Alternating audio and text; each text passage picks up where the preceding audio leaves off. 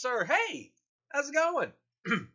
How is everybody? Welcome to the show. Welcome to Wrestleview Weekly. Hi, I'm Doug Lackey, veteran columnist for Wrestleview.com and co-host of Wrestleview Live alongside Adam Martin, editor-in-chief of Wrestleview.com, where we cover all of the major WWE pay-per-views with immediate reviews and recaps of said show. Hey, Andrew. Hello, everybody. I hope that everyone enjoyed last week and had a happy July 4th weekend or week. If you're from America, yay. I hope you got enough America out of you. If you're not from America, it was our thing. So I took a little break last week with it being on the 4th. Yeah, thank you, Grash. Spent that Wednesday with my girlfriend's family over at their lake house here in gorgeous North Carolina. Cooked up 5 pounds of hot dogs, because nothing screams America and happy birthday more than hot dogs. But also, the day before, July the 3rd, was Deanna and I's little anniversary of being together and everything. So we exchanged gifts, and I will be enjoying some more of my anniversary gift for tonight's match of the night. To show you, this is the Balvenie. It is a 12 years aged single malt scotch. It's very good. Very, very smooth. And it's very dangerous because it's so smooth to the taste. It's not as harsh as Johnny Walker Black like I like, but it's dangerous in the fact that it's very simple and easy to drink and can lead to you making questionable choices with your life. I'm going to take these headphones off because I don't really need them now. Howdy, Ashley. But again, welcome to Wrestleview Weekly, where I will be recapping this week's episodes of Raw and Smackdown, going over the major news items that have been happening around professional wrestling for the past 2 weeks. Not going to go over everything, but just the past 2 weeks. Got a lot of updating to do when it comes to injuries. A lot of people off from injury, people back on the injury list. Also, major adjustments to the milk carton in regards to those injuries. The milk carton is the WWE Milk Carton, where some people have not been on WWE television in the past 3 weeks, and we got to start asking, where are they? If they aren't hurt, where are they? So that's the WWE Milk Carton, listing who has not been on TV in a while. Wahapa. Also, going to be making predictions for Extreme Rules that's coming up this Sunday that Adam and I will be recapping immediately following the show. There are 11 matches slated for Extreme Rules. That includes the pre-show match, kickoff show match is what that covers. 11 matches, and of those 11 predictions, I will also be making 4 locks. And what I mean by locks is if I don't get my prediction right, I'm going to be taking a shot of something. And it's probably going to be a shot of that tequila again. I'll show it off to y'all and everything when the prediction times comes up. And finally, it was sent in by a viewer of ours, Ashley, from out in the UK, sent me a boatload of matches to possibly put on the show. And one of them, well, by God, I mean, I got some scotch here to drink, so why not try to help that be a numbing agent for another Will Ospreay match? It is Will Ospreay facing Marty Scurll. But this time, this is back in 2016 and not more recent like the match we saw here that was from last April. No, it's going to be from a match they had in January of 2016 with a promotion called RevPro Wrestling, RPW, out of the Europes. So we're going to be watching that. Yeah, I know, Ospreay again, but hey, you know what? I'm a sadist. I'm a masochist, and it's all to entertain you. You love seeing me tortured. Well, by God, we're going to do it. But for now, I'm right now just drinking water right now because I've been drinking a little bit also earlier in the day. I've had about 2 beers and some scotch in me. prepping for this match coming up. Ugh. But apart from all of that, I just want to say again, thank you all so much for tuning in. Apologize for not being around last week, but hey, America. But here we are now. Also, little reminders and stuff for you. If you have suggestions for match of the night, please send them to me at Doug Wrestleview on the Twitter. Send me a link to the match over the YouTubes. Give me a description of the match, and I'll see if I can pop it on. And it has to be a match I have not seen. I bring this up because Grash sent me a link to a match involving, it was a Japanese death match involving Masato Tanaka and Hayabusa versus Mr. Pogo and Terry Funk. Unfortunately, I've seen that match. I have that match on DVD. It is a hot mess and a half. But I appreciate the suggestion, Grash. I appreciate it. But again, if you have any match suggestions, send them over to me on the Twitter. Also, the bar above me. 52 followers out of 100 until we get to Wrestle Kingdom 12.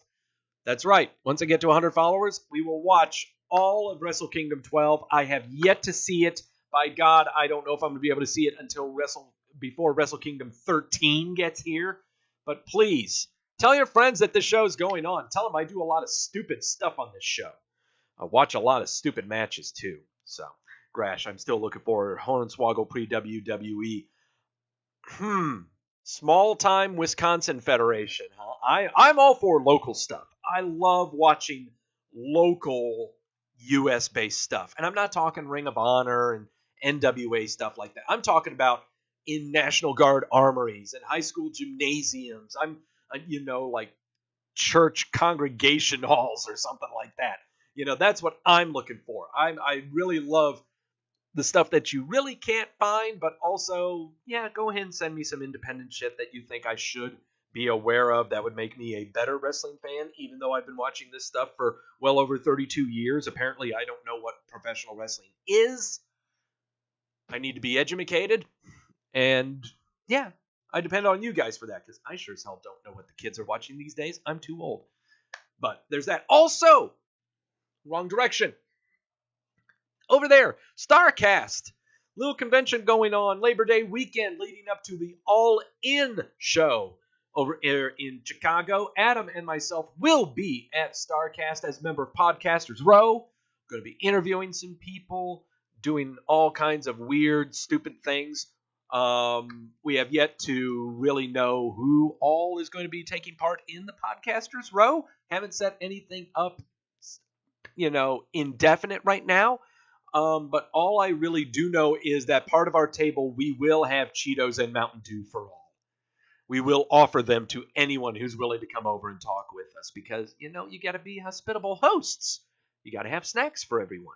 So that's what you do. You give them a nice craft service table to go with.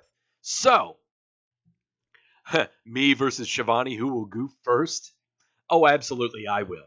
I know I will before Shivani will. But there are a lot of great questions for all of these people, these performers and these legends and these Hall of Famers that are going to be at this thing. I have so many weird questions to ask them. My biggest one right now that's on my mind, for example, is I'm really hoping we can get Kevin Nash. And I really want to talk with him about his form. Hey, Commander Root. Thanks for following, dude. Thanks for joining up. Going to be getting on with the show here. One of my questions that I have for Kevin Nash is, how did he learn his cannonball form to be Florida Cannonball champion during Monday Nitro? I think it was in 98. I think I have a GIF of him doing a cannonball into the pool when they used to be over there. When they would, I think it was in Orlando. Is where it was, where they performed, and they had the pool surrounding the ring and everything. Yeah, I got to ask him about his cannonball form. Maybe if he can give us some pointers, and why he's never tried a can opener. That's just what's on my mind. I don't ask serious questions. I'm there to have fun. You guys want to have fun, but I guess speaking of fun, it's time to go over the red shows and the blue shows. Here we are again. Tonight's match, Marty Scurll versus Will Ospreay from RevPro High Stakes 2016. Oh boy, it's going to sting. And here I keep wanting to ask who thought the finger poke was a good idea. I don't care about the finger poke of doom. I don't care about that. I don't want to ask questions to Hall of Famers that would involve them trying to sell something. Okay? I don't need to be sold on anything. You don't need to be sold on anything. We all just need to have fun. Okay? And that's all we ask. That's all I ask to have with these performers. So, anyway, on to the show. Look at that handsome gent. He looks to seem to have Seth Rollins in a bind there. Why, that's Drew McIntyre. He had a main event match against Seth Rollins for Raw, but we'll talk about the main event here once we get to it. You would think that we would always start off a Raw with Kurt Angle, but this time we don't. It is with Roman Reigns, but before he even gets out to the ring, he is confronted by Bobby Lashley, who kind of acts like Stewie from Family Guy, blocking Brian going down the staircase there, daring Reigns to call him out when he goes out there, and Lashley says that he will tear him up, tear him apart if he gets called out. So, here comes Roman, and he calls out Lashley. And Lashley comes out there. They stare at he's walking out there staring at each other. Kurt Angle comes out. He starts saying, "We are not having this. No, we're not. No, that's bad. Bad big dog. We are not doing this." And they do end up going after each other. Kurt Angle calls out the troops, empties out the entire roster out there to try to pull them apart, a la Lesnar Reigns, a la Lesnar Undertaker. Take your pick. But it did provide that little brouhaha did leave us some really good moments.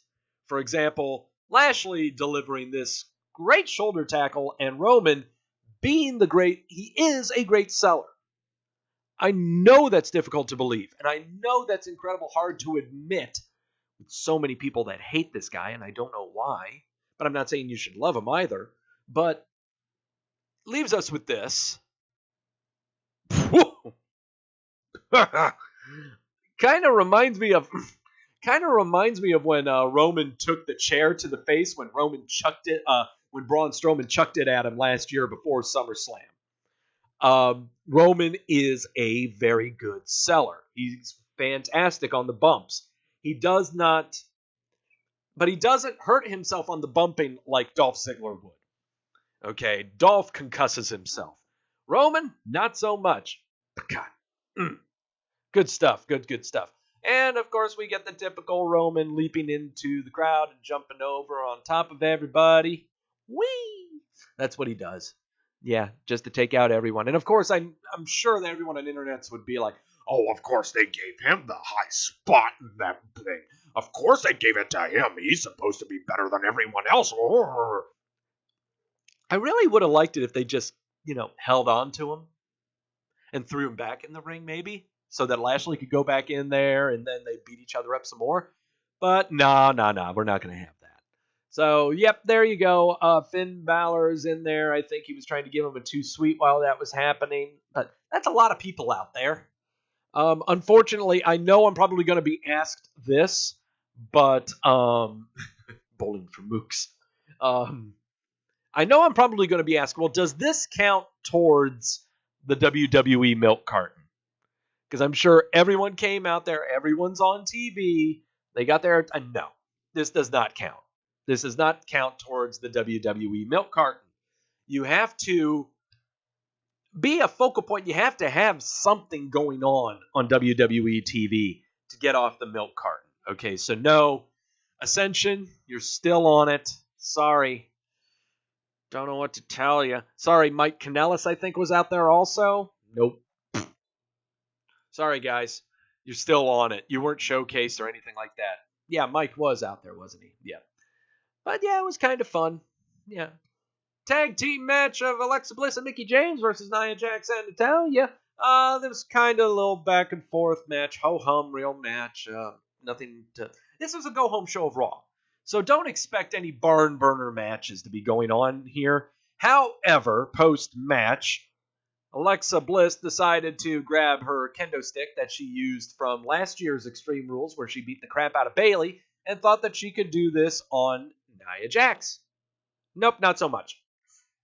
Though she did give her some nice swings and everything, nope, Nia grabbed that stick, and the way she threw that, I like how she threw that. She just threw it straight to the ground, not really at her, you know? Oh, I kind of like that. What was even better was that Mickie James and Alexa Bliss are on the ramp, and they're still kind of taunting Nia, who's in the ring. Nia motions that she's going to get out of the ring, and they bolt it further up the ramp. It's those little things like that that I really like. Okay. Not much of a tag match. It was pretty basic, really paint by numbers. But yeah, Alexa likes to use the kendo sticks, and why not? I mean, that's of any of the weapons that you would give the females to use on each other. Not really. Chairs, I don't think so. But the kendo stick is perfect. Okay, it's light enough, easy enough for them to wield. It makes a great noise when it snaps on them. You know, it sells easy. It's real simple. And then you've got your occasional table spot if you want to use that. But I don't see the women using chairs that much. It just doesn't seem right. It doesn't seem like the right club for the whole. I did not mean for that to come out that way. Kendo sticks are the right club for that hole. Replays of that and blah, blah, blah, blah, blah. Let's see. And Charlie Caruso interviews some people back there. Kurt Angle is in his office texting someone. Again, we don't know who. We can imagine it's Steph, but for all we know, he could be playing Candy Crush. We don't know. Kurt, and then Kevin Owens walks in. Angle asks what the hell he's doing there. Owens says that he's here to work because he's a professional. But however, he's got a doctor's note saying that he's not medically cleared to compete because of unsafe working conditions and the stuff that happened to him last week where he took a ride in the Porta-John. So he is there at work, but he's just not able to be in the ring. And he knows he's in the one place that he knows he's safe from Strowman, and that's Kurt Angle's office. So he's just going to hang out with Kurt for the whole show. Personally, I wouldn't mind if I had an office during this. If I was in charge of this and Kevin Owens came in and said, look, I'm just going to chill out here through the show, I wouldn't have a problem with that. I'd kind of like order him a pizza, you know, kind of enjoy the time with him, I guess. The only thing is that the office that Kurt Angle has is really drab. I mean, just the one TV, nothing else, curtains, got no chairs. He doesn't have any chairs. Well, he did have a chair that Kevin Owens did sit in at the time, but normally his office doesn't have a chair, let alone a door. Doesn't have a door or anything, so I don't love Kurt Angle's office on Raw. I don't get it. Mojo Rawley is making his entrance, and he's finally getting in the ring with No Way Jose. After 2 weeks of dodging and just being on TV and not doing jack and crap, he's finally going to do jack and crap because he's going to have a match with No Way Jose. And apparently it all ended with him giving Jose Alabama Slam, and that's how he would win. I'm just going to be perfectly blunt with this, and I think I've been blunt about Mojo for a long time. I mean, even while he was at NXT and before he came up to the roster, and then eventually came up to the roster and won the Andre the Giant Memorial Battle Royal last year. He is one of the most disappointing performers on this roster. I don't understand what's great about it that they're seeing. Creative and everyone. I don't understand what they see. And you can go ahead and put there that, he has a friend in Gronkowski with the New England Patriots. He's got football player friends. Well, it can't be the only reason. Okay? There's got to be a reason. All right? He's got the charisma of a tent pole. I don't get it. Why? But what I love even more is that we're supposed to make it think that he's a big deal. But what's weird is even last year after he won the Andre the Giant Memorial Battle Royal and they put him in some matches, they never even mentioned it that he won the damn thing. Even about a month and a half ago when he had his match against Seth Rollins, because Seth Rollins was doing the whole open challenge thing, they hardly mentioned that he won that Battle Royal. So I don't know what it is they're trying to do with this cat. Something has to happen. The pounce move that he has is really lackluster. A lot of the offense he has in the ring is kind of passé. Shoulder tackles and stuff like that is fine. But, by God, yell. Acknowledge the crowd. Do something. You're a heel. He doesn't do any of that. He's way too trapped in himself. Mercifully, the commentators made it seem like this was the blow-off for Mojo and Jose. Fortunately, they made it clear we'll be getting more of Mojo. Hard to take a guy seriously when his name is Mojo. Nothing remotely interesting. Yeah, pretty much. He is literally just a sheet of construction paper with nothing on it. It's bad. It's really bad. We had another therapist segment between Bayley and Sasha. I was willing to play devil's advocate when it came to the therapy segment idea 2 weeks ago, in thinking, just give it a chance. Who knows what'll happen? This is bad. Really bad. I mean, after we had the tremendous return on investment with Bayley going after Sasha, now we get this. Yeah, Dr. Shelby couldn't help it either. He did nothing to it.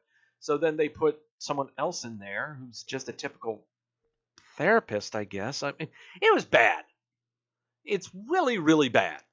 If they have another therapist segment with this, I don't know. I can't think of anything that I would do. I don't know. It's just really bad. What's the end game with this? What's the end game with doing these segments? What are you going to do? You're going to put them in a tag team again and do another blow-off, but this time Sasha gets the comeuppance? It's not worth it. It's not worth it. Just play with what you had. Play with what you had. Even on your first therapist segment, you should have the two just going after each other and beating each other up and tearing up the office. No, it's not good. Seth Rollins is walking backstage when Jinder Mahal and Sunil sing Stop It. Mahal says, life is beautiful. Instead of burning it down, you must embrace it. Find inner peace with you. Chant his mantra. Rollins says that's really deep, but maybe when he's burning it down, he's actually burning pieces of his soul. Rollins sarcastically asks for help. Mahal closes his eyes and does his mantra, and Rollins just walks off. I like how they've changed Jinder, now making him kind of this peace-loving guy. I kind of like that. It's kind of funny. But Seth's going to make his way on out to the ring to insult Ziggler and McIntyre because they have an Iron Man match coming up at Extreme Rules. Ziggler flubbed some lines. It was really painful to watch. This segment dragged way too long for what it should have. I'm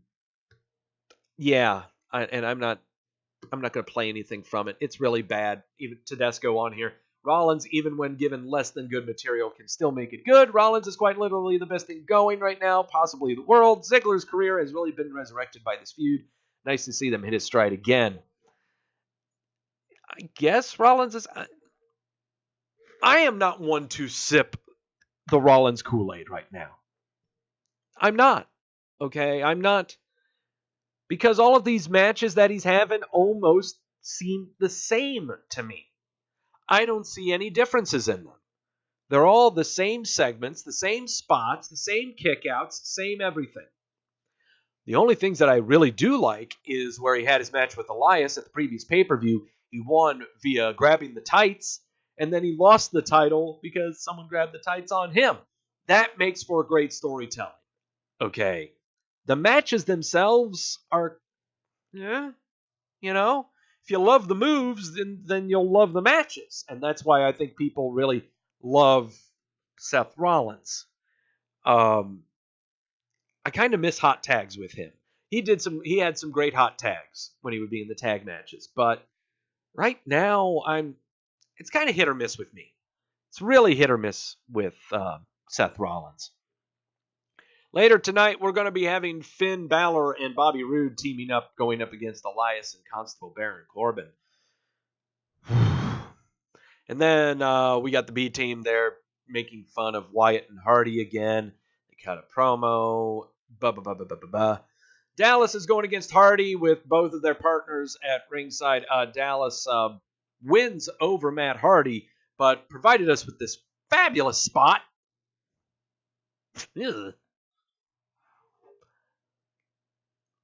I like that spot.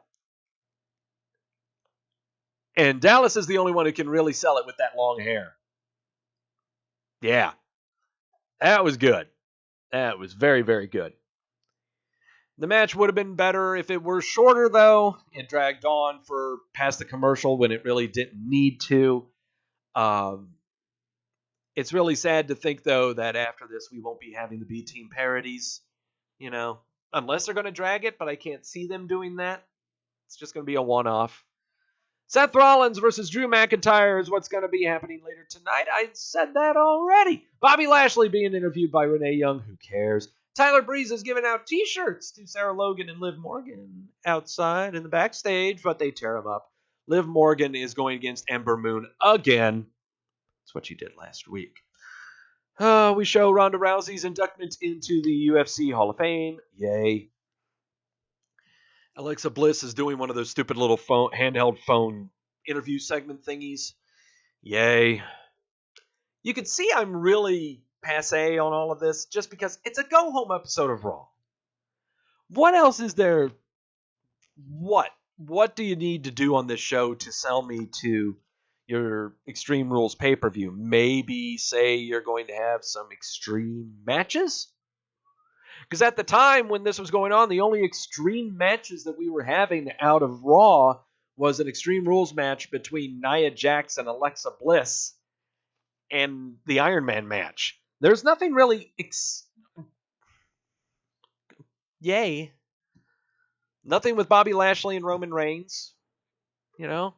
Nothing. Brock Lesnar ain't going to be there. Your tag team match is just a tag team match. Yeah. Ember Moon beat Liv Morgan. Yeah. But it was not much of a match either. Tag team match is going to be coming up soon. Kevin Owens smells in the office. He's spraying air freshener everywhere. Elias is singing a song. Baron Corbin comes out to join him in singing the song to make fun of Balor and Roode. Balor and Roode come out. The match begins. Elias and Roode, win. It was a pretty decent tag, but this is really tough for me to recap. Can I just go and be honest? It's really, really tough. Because all of these matches are just so, and we got a pay-per-view coming up. So I'm sorry if I sound like, oh God, why do I care? Well, it's because it was a bad show. Kurt Angle's still in the office with Kevin Owens, but this time Braun Strowman walks in because there is no door. Owens is terrified. Angle says he invited Strowman in there because Owens has been running away from him all the time. So Sunday, they're going to have a steel cage match at Extreme Rules. I kind of called that with some of my coworkers a couple of weeks ago that was going to be happening. So, sounds fun to me.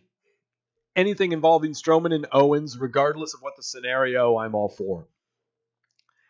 Seth Rollins is taking on Drew McIntyre. McIntyre and Ziggler are in office. At one point, they were in Angle's office with Owens in there.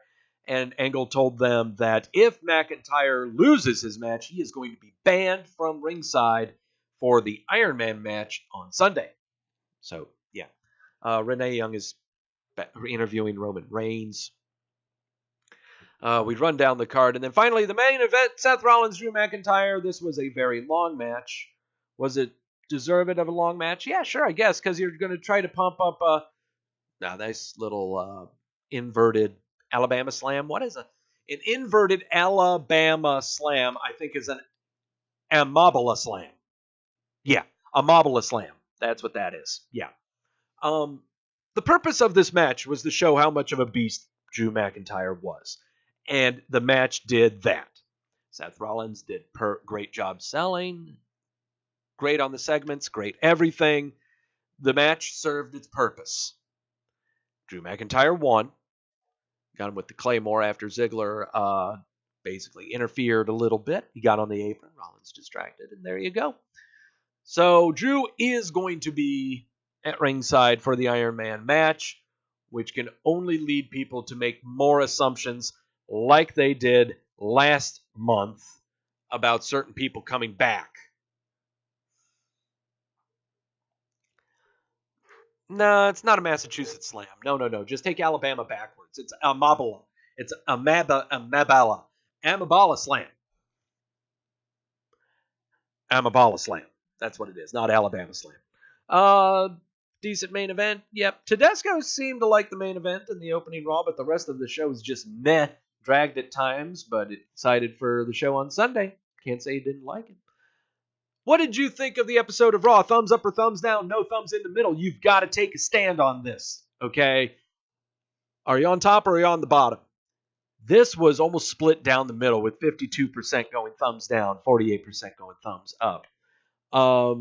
Yeah, it was not that good of a show. You could absolutely miss it. You really didn't miss anything. There were no real high big things to reminisce about if you go on the WWE Network 2 months from now to watch the replay. Nah, nothing worth it. Nothing worth jumping up and down about, as is the same with the Blue Show. Holy crap, the Blue Show was Teddy Long-orific. Okay? We were given on this show that there was going to be Asuka versus Ellsworth in a lumberjack match. Other matches that were going to be happening, there was going to be a Miz TV segment, and that's what we got with Team Hell No. Great exchange between The Miz and Daniel Bryan about how The Miz just wants to be the one to put Daniel Bryan down for good. But then Bludgeon Brothers come out, about to do something, but then Sanity comes out to beat Team Hell No up. The Bludgeon Brothers are slowly walking down the ramp. But then suddenly the New Day shows up, and so Paige comes out, and so now we are going to have a 10-man tag main event, even though they slated Kane shooting down any NSYNC reunion hopes. Yeah. Hey there, Jamel, sorry. 10-man tag main event, even though they hyped that Shinsuke Nakamura and AJ Styles were going to have a match on this week's SmackDown. They made that as the selling point. I would think that would be a main event kind of a match. You'd want to have that match on last. But no, they didn't. They said the 10-man tag was going to be the main event. So why isn't AJ and Nakamura the main event? Well, they're going to have that match right now. There's got to be a reason why it's going to be like that. Well, Rusev and Aiden English came down the ramp before the match started, and Rusev got on commentary, and Rusev has been absolutely fabulous. Absolutely fabulous on the microphone, on everything from hyping this match. He's just been fabulous the whole time. But again, why wasn't this match a main event? Well, they're doing it right now. Rusev came down to the ramp. I'm pretty sure that he's going to go ahead and interfere. Yes, he does interfere, and English kind of interfered also. Yes, he does interfere. Then Jeff Hardy comes out to kind of be the backup for AJ, and out comes Paige, to turn this event that was supposed to be a main event into now just a low-level tag match. What can you say? What can you say? Just blow right past it. Rusev and Nakamura won. Rusev on the mic. I already called my mom when the match happened. He just goes, I already called my mom and told her I won. Can we just reminisce about that time when he came out on a tank? We are watching another Will Ospreay match tonight, Jamel. It's gonna be him and Marty Scurll, but not from their April match earlier this year. It's gonna be from out of RevPro from 2016. You can blame Ashley for this one in the chat room. He's the one that sent it to me. I'm a glutton for punishment, but I got a brand new bottle of scotch to try. So, yeah. And then, of course, there's our everyone's favorite Teddy Long. That's what this whole show was. Lumberjack match, James Ellsworth and Asuka. This did not last long at all. Asuka won with Ellsworth constantly trying to get out of the ring, but the women beating him up. But then the women would occasionally beat each other up. Yeah. But then Carmella kind of got involved also. Carmella kicks Asuka down and raises her women's title after the match and everything. I might need some absinthe, maybe. I'm going to need some horse tranquilizer. That's what I think I'm going to be needing.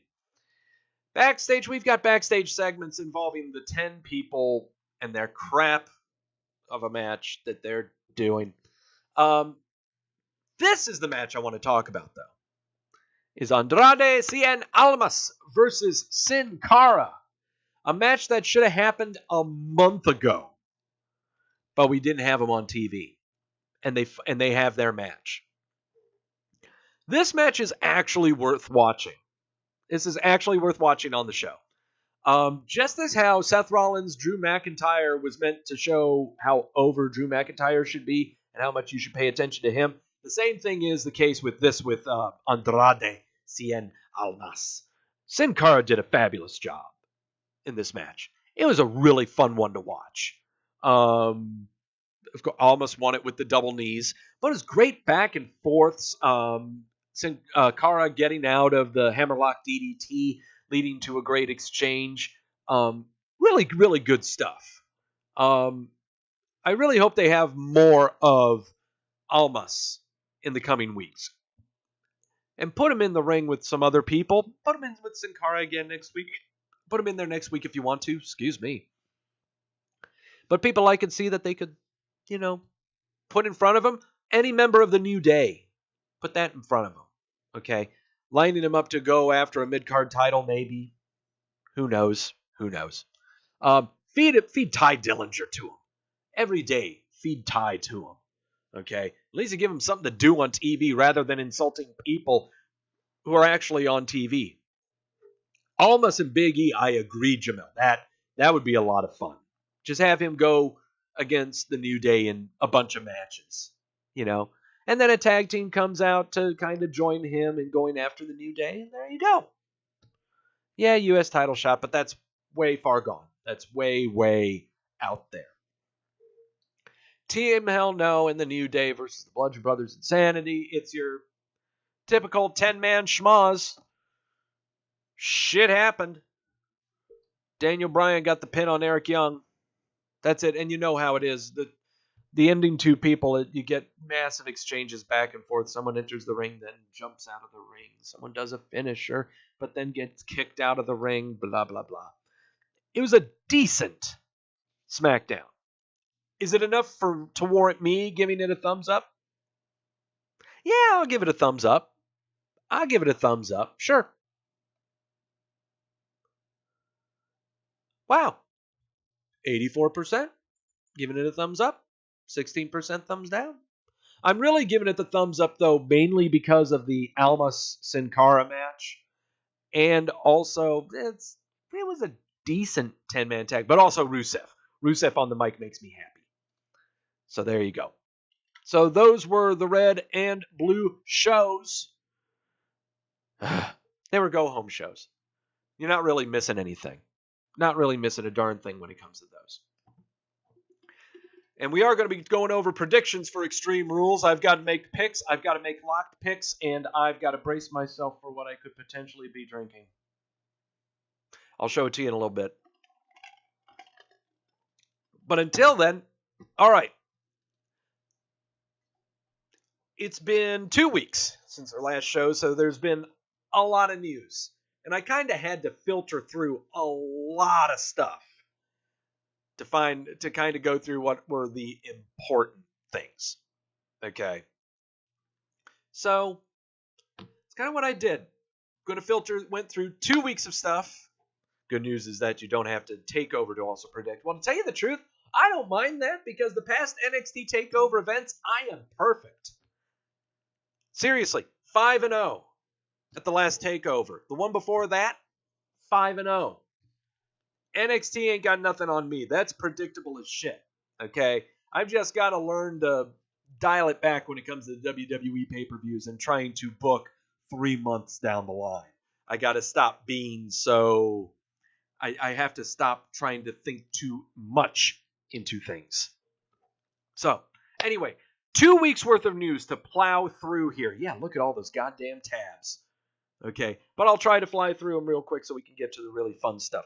Former Impact stars are getting some tryouts over at the WWE Performance Center. They are Chelsea Green, who is Laurel Van Ness, and Robert Strauss, also known as Robbie E. Robbie E, the roid popping guy who is really difficult to watch in TNA.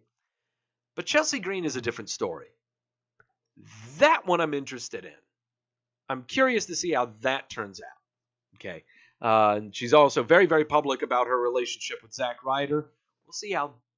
I'm really curious about that. Is that something they would try to play into with her character, bringing her into the roster? Or do they try what she did at TNA? Or do they just give her something different entirely?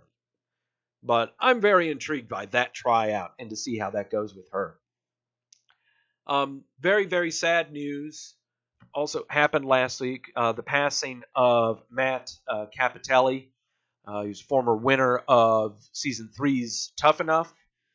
He had been battling brain cancer for the second time. And he passed away at the same age that I am. I mean, just a really sad story. And his second battle with brain cancer, he basically said he couldn't do it. He just really couldn't do it.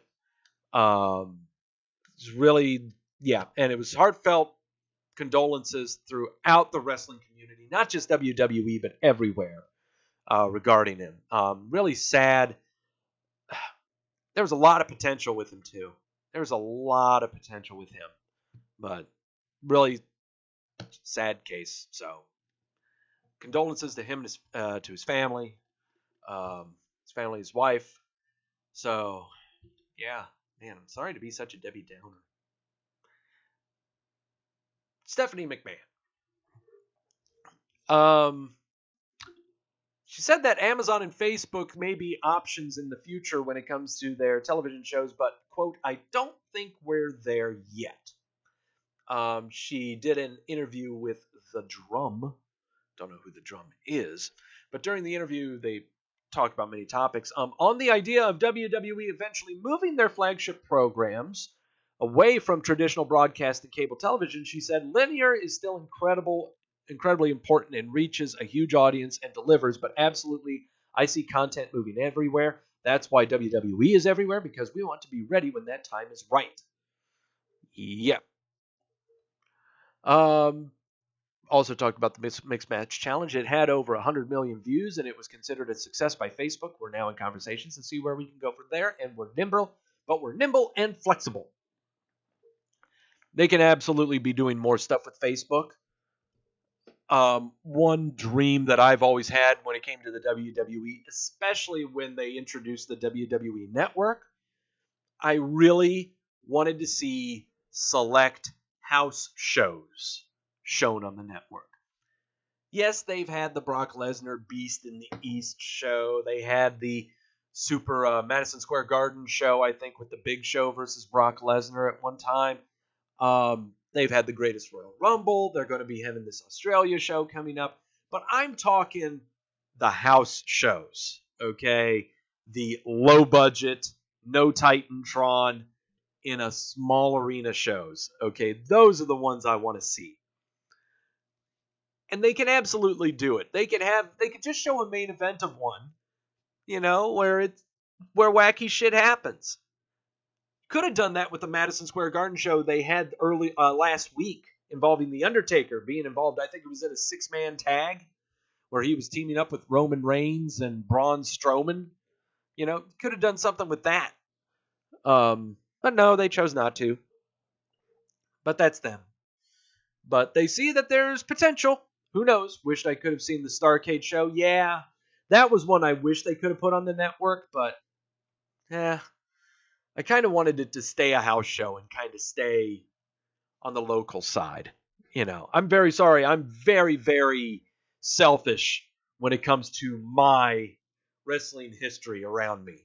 Okay, I'm very, very selfish when it comes to that.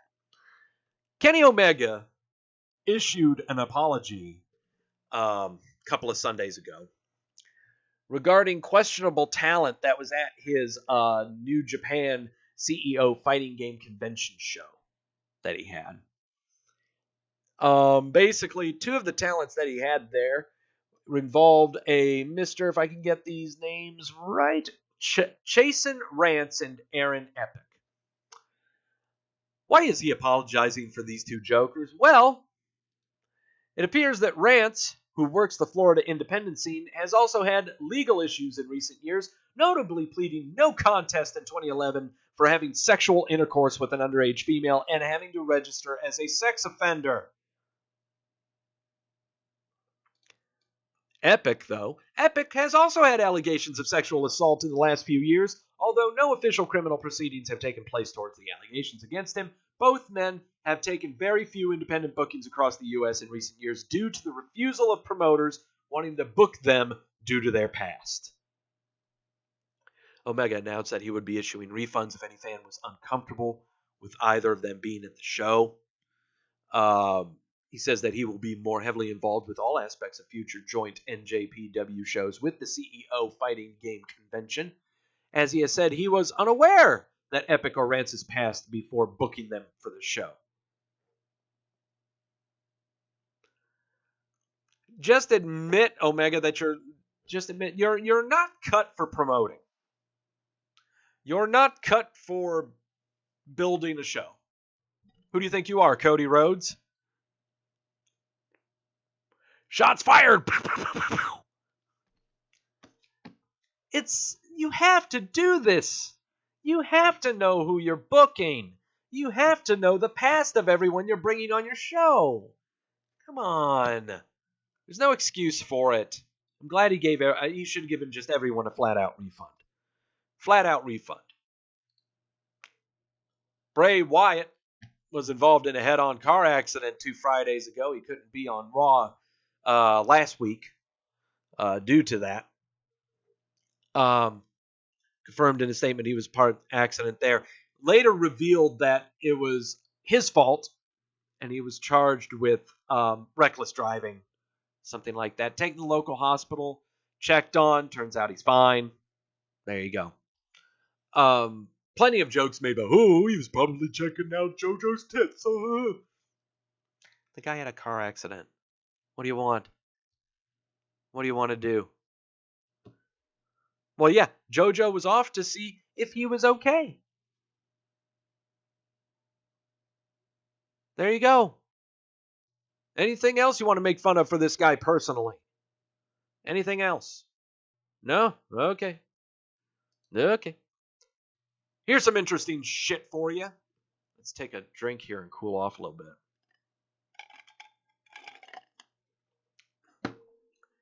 A WWE Championship match was advertised for the Hell in the Cell pay-per-view that's going to be going to San Antonio. Okay? It was revealed, first off, the pay-per-view is on September 16th. This is pay-per-view past SummerSlam. The card is always subject to change given the event to take place well after SummerSlam, but advertised for the show, AJ Styles versus Samoa Joe for the WWE Championship, and Roman Reigns versus Kevin Owens. So you can make your inferences right there on what you think will be happening for the next 2 pay-per-views. You could go and say, yeah, the card is subject to change, but doesn't really happen that often. Especially when they're advertising 2 matches that are pretty surefire, I think. We finally finally have a match announced for the All In show coming up on Labor Day weekend in Chicago. We finally have a match. We just know the talents that are going to be there. We have no idea what the matches are. But we are getting Marty Scurll versus Kazuchika Okada, the Rainmaker, versus the Villain. It's going to be going on at the Sears Center. The only other match that was expected for All In is Cody Rhodes challenging Nick Aldis for the NWA World Heavyweight title. That match, storyline-wise, is still up in the air as Almas has demanded Cody win the Ring of Honor Championship to earn the title shot. Well, that's interesting there, ain't it? Unification? No. Let's not think about that. I'm going to tell you right now, I'm excited for this, okay? Because we've been watching a lot of Okada matches on the show, okay? I think I've pretty much got Okada ingrained in my skull of what his matches are like. We've only seen maybe one or two Scurll matches, and we're going to be watching another one tonight. I really dig Scurll's look. You know, I love the music, the get-up, everything with him. I really dig it, okay? His in-ring stuff works at a pace that a WWE fan can grab onto like me. So I'm really interested in this match. This is one I'm really looking forward to. And I'll say it right now. One of these two guys is going to get signed by the WWE within 2 years. Within 2 years, one of these guys is going to be in the WWE. I know that, wow, Doug, you're really taking a bold stand right there. Well, kind of think about how long it took for WWE to sign Samoa Joe. And Delirious. El Generico. Kevin Steen. Pac. Kenta. Prince Devitt. Think about how long it took them to get signed by the WWE. Okay? One of these two guys is going to be in the WWE in 2 years. Which one is it going to be? My money is more on Scurll than it is Okada. Way more on Scurll. New Japan will never let go of Okada. Never. That's like WWE willingly letting go of a John Cena 5 years ago. No way in hell. And I really think Scurll, he translates to the WWE well. Not a lot of reprogramming to do. You know? I think it would be great. He would be a good fit on 205 Live, too. That would be a great place for him. I don't see him really playing major factors on Raw or SmackDown. He could even be an NXT mainstay, if there is such a thing as an NXT mainstay anymore. That's one thing I really wish would happen, though, is that NXT would have mainstays, that they would have people that say they're going to be NXT and stay there. Mark Cuban claims to be a pro wrestling fan because he says that New Japan is the best pro wrestling in the world. I wonder what he's comparing that to. But he's only saying that because he was asked about it from Sports Illustrated, talking about his Access TV and how they are going to be broadcasting from the Cow Palace.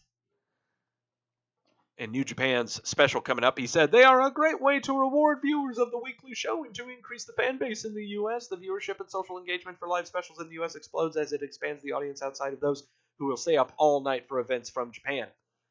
That is a quote from someone who you don't need to know what wrestling is to make that quote. I love how Cuban also put over heavily.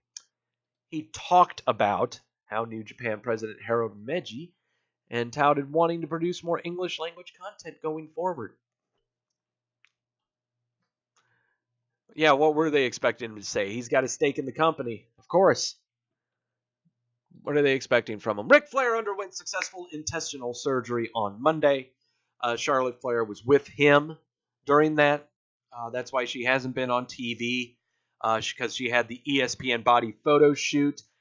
She also had some surgery done on her implants. That was being done, and also you had the surgery with her father. She's been off TV for a while, and so I'm not this week slated for her to be on the milk carton. But no, there's way too much important stuff going on with her. Jim Ross suffered a rib injury in San Francisco during that New Japan G1 special. Reversed colostomy. Wished mine could be, but can't. But glad that Rick could get it done. Yeah, really rough stuff. Jim Ross revealed on Twitter over the weekend, last weekend, that he suffered a broken rib after taking a bump at ringside during that G1 special in San Fran at the Cow Palace. Ross was knocked over in a spot that saw Jay White whip Juice Robinson into the guard railing. He reiterated on Twitter that the spot was not planned or part of a storyline and ended up having a sleepless night as a result of the injury.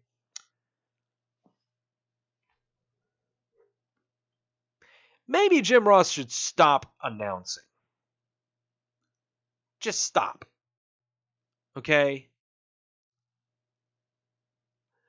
According to a report by the Wrestling Observer, Ross was very upset as he requested they keep the wrestlers away from fighting near the broadcasting table, noting that the barricades around the ring weren't connected.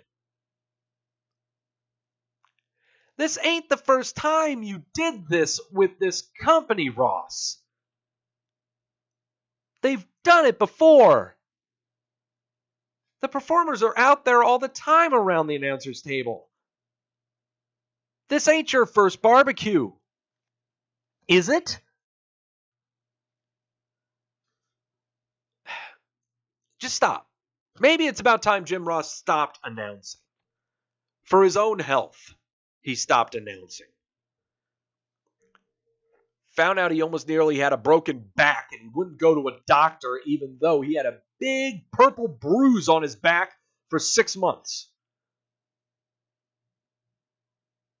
Sorry, I'm just completely staring at his face. No wonder he's angry all the time because he sure as hell don't know any better. Popular hot take. Ross hasn't had a really good performance as an announcer since Taker HBK WrestleMania 25. People think of Jim Ross from the Attitude Era, when he was always angry all the time, yelling Stone Cold, Stone Cold. Well, those times have passed. We don't need an angry announcer anymore. And to me, when you listen to him at times, he also sounds very condescending and patronizing. He needs to get off. He needs to stop. He needs to stop it now.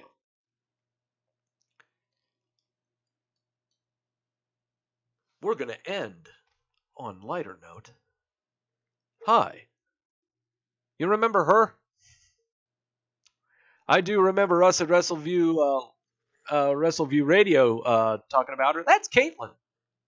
Horsehead. I think we called her Horseface. Or was it we called her she had a horse face or horse body or something like that? Her legs scared me. Okay, I'll just say it that way. Her legs scared me.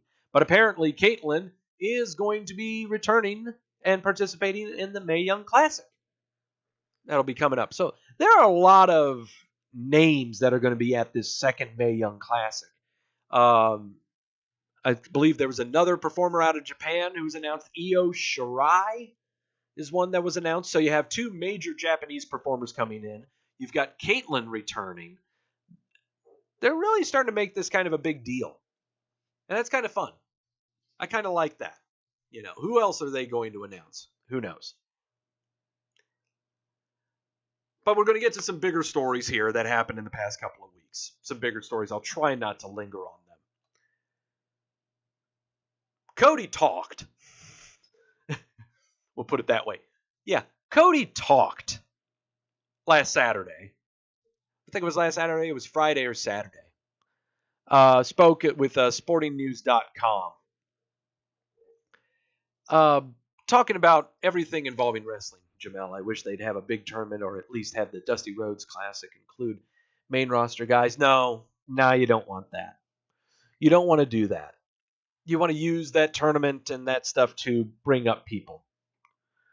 But he had some comments about Omega at the G1 special over there at the Cow Palace about his decision to leave WWE. But this is the one I want to read. And I'm going to have to take a swig for this one. He was asked about the WWE oversaturating the wrestling market. I hope that's spelled right. He said, quote, "You've got a Monday live TV, you've got live TV on Tuesday, you have a pay-per-view every month, and you have an NXT takeover every quarter, it seems like. It is difficult to continue to put the same faces out there and for those faces to continue to capture your imagination. I don't think wrestling was meant to be as saturated as it is. Just like any sort of prize-fighting entertainment, you have to build to these events. Less does mean more. Every time there's an NXT show, people are like, oh, that's the greatest thing I've ever seen. It's the greatest show on earth. Well, one of the things that they have going for them is the fact that they make you wait. They build to it properly, and that's a good way to go with this."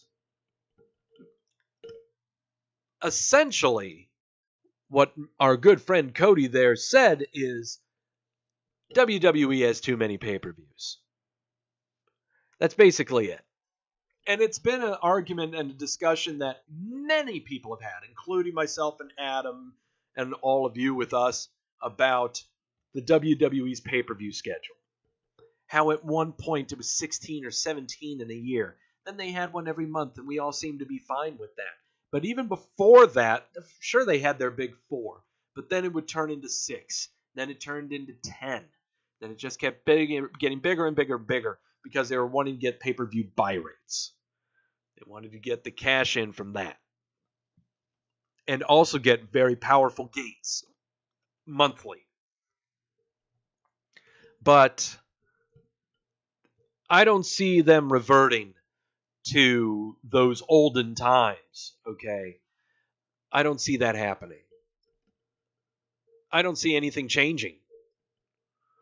But to say that because of that saturation, because of that schedule of the TV shows and the pay-per-views, you're saying that seeing the same faces, they don't capture imagination. I'm going to mention some names right now. Okay? And that's just going to put that argument to shame. I've got one name right now. Immediately. Braun Strowman. He has been on TV on a consistent basis for the past 3 years. On main roster TV. Actually, 3 years. He's been on main roster TV. We have seen his build before our eyes. On television and on pay-per-view. From squash matches to stupid matches with Sami Zayn and Kalisto to phenomenal programs with Roman Reigns. Now we have one going on with a funny one with Kevin Owens. Him trying to get after Brock Lesnar and his title. We have seen this build with Braun Strowman. It has been a treasure. And it's been at the same clip. I'm not saturated. I'm not bored with it. I'll give you another name. And this goes further than Strowman. AJ Styles. AJ Styles has been on TV all the time. Never been injured. Consistently doing his thing. 5-star matches, people say. God, do we need to bring up his matches with John Cena? What more do you want? Matches with Roman Reigns. Matches going for the mid-card titles and then the higher titles. Kevin Owens, Andrew said. That's another one. There are performers out there that are on TV consistently, without injury, that have been making themselves palatable. I mean, I'm sorry, but the guy making the argument is the guy that couldn't do it.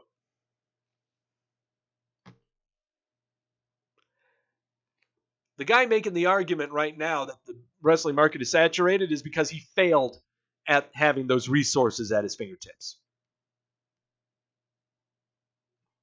Plain and simple, right? He's basically saying that he could have succeeded if he just didn't have to work so much. He's also saying that a lot of other people could have succeeded if they didn't have to work so much. Heaven forbid. But you know what? Cody's taking advantage of the name that he made for himself in the WWE. He's doing a great job. He's got this all-in event going on. More power to him. And he's doing great. I commend him for that, But it's really, really difficult to make claims on the position of your former company when you're not there anymore and you're talking about how you want to be apart from them. Just a suggestion, stop talking about them. Stop talking about where you used to be. Because now everyone is still defining you as that's where you used to be. They aren't talking about what you're doing now. Dodge all questions involving your previous employer. Talk about what you're doing now. Because that's what really is important, right? Unless you have no problem talking about your previous employer. Then you're going to start wondering why we aren't talking about what you're doing now. Simple, right? I guess. Exactly. Yeah, Jamel, that's a good way of putting it. Cody is like a dude that claims he's over his ex, but keeps talking about her. Yep. Pretty much. Now we're going to talk about UFC shit. We're going to make this really quick. Oh, hey, look who's in the ring. Well, this is some guy named Daniel Cormier. Get this microphone for a second.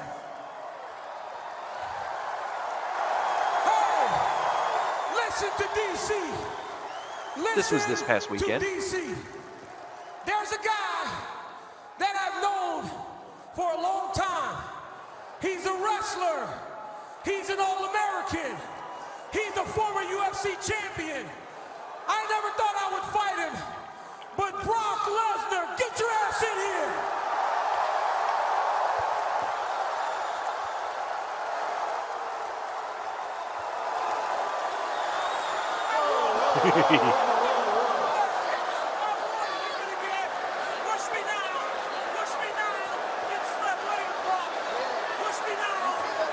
Yeah, you're strong, but everybody's strong. Push me now, you go to sleep later. So pro wrestling's fake, huh? Your days in the past, 2010, it's like the Stone Age.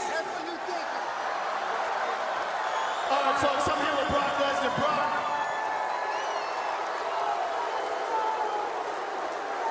What does this all mean to you, Brock? Let me tell you something. I walked into this building and watched the heavyweight disasters from the beginning. Nagano's a piece of Miocic's a piece of DC, I'm coming for you.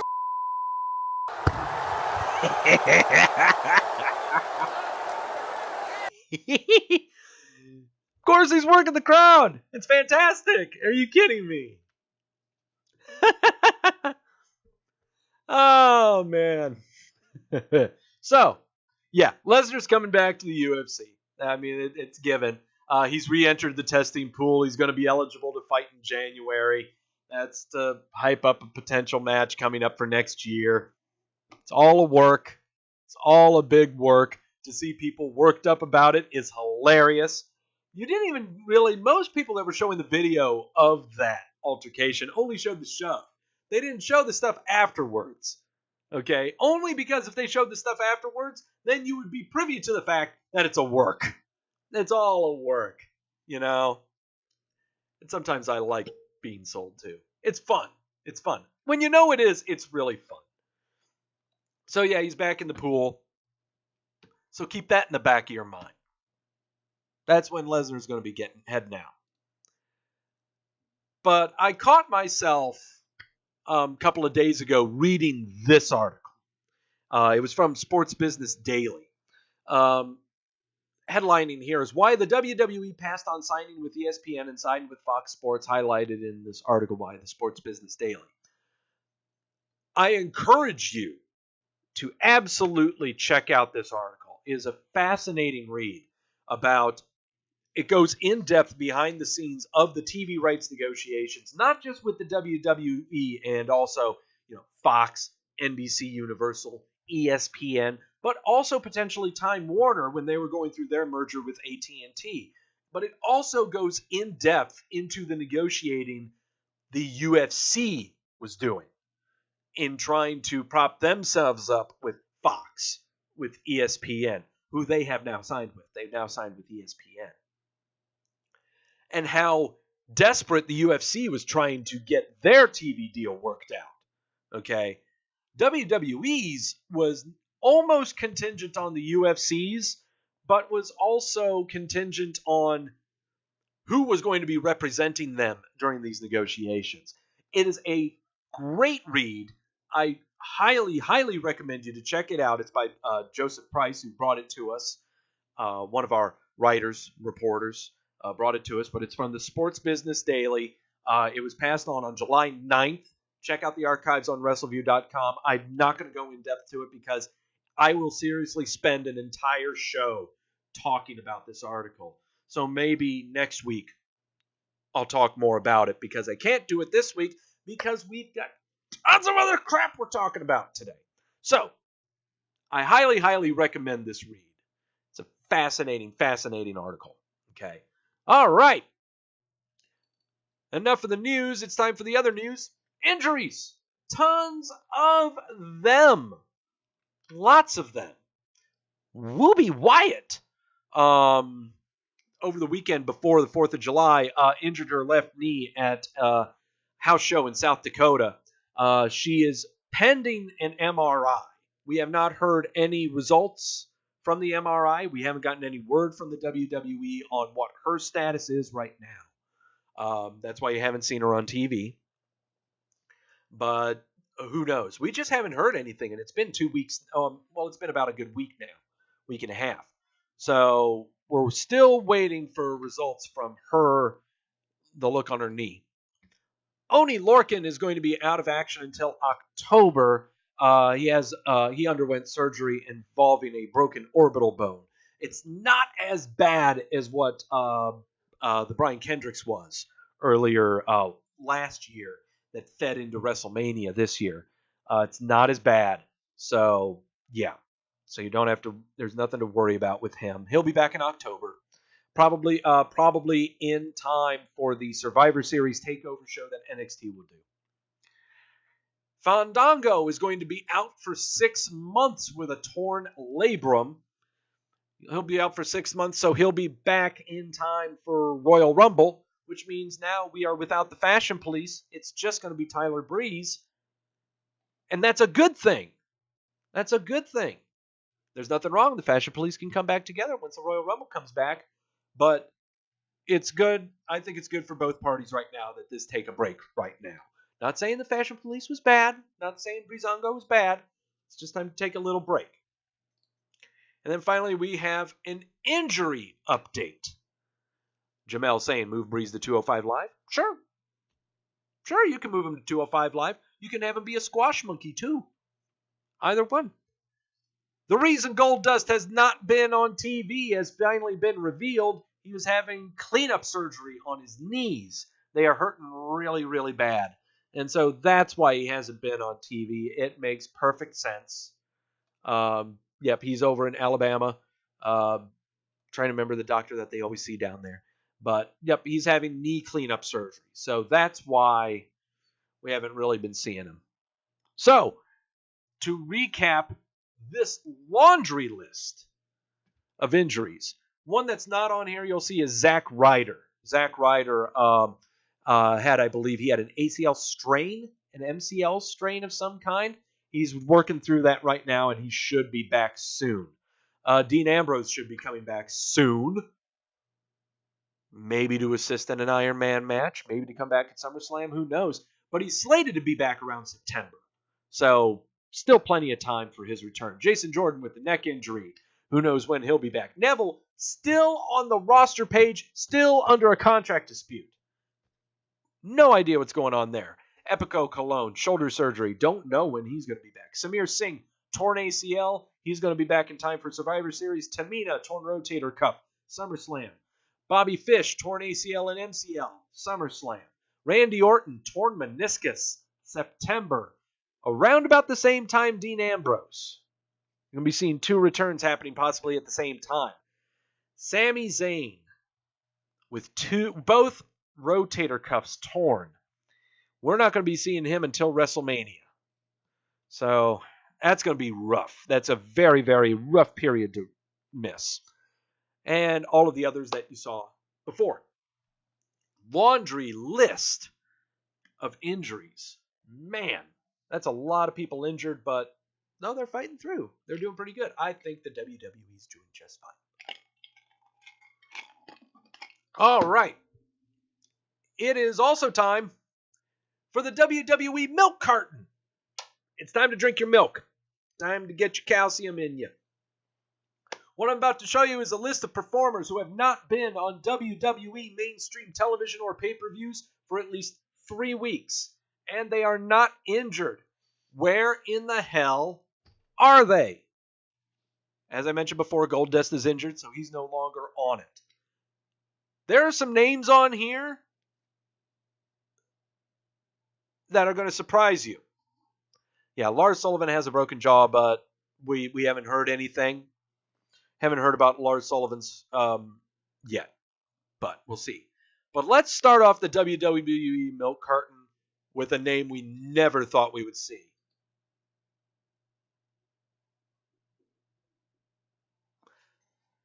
Now, video was put out from dark matches of last night's Smackdown, where Ty Dillinger was going to have a match, but then Samoa Joe came out and blitzed him from behind and took him out. Okay, that's fine.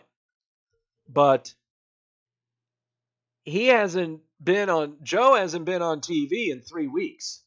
Okay?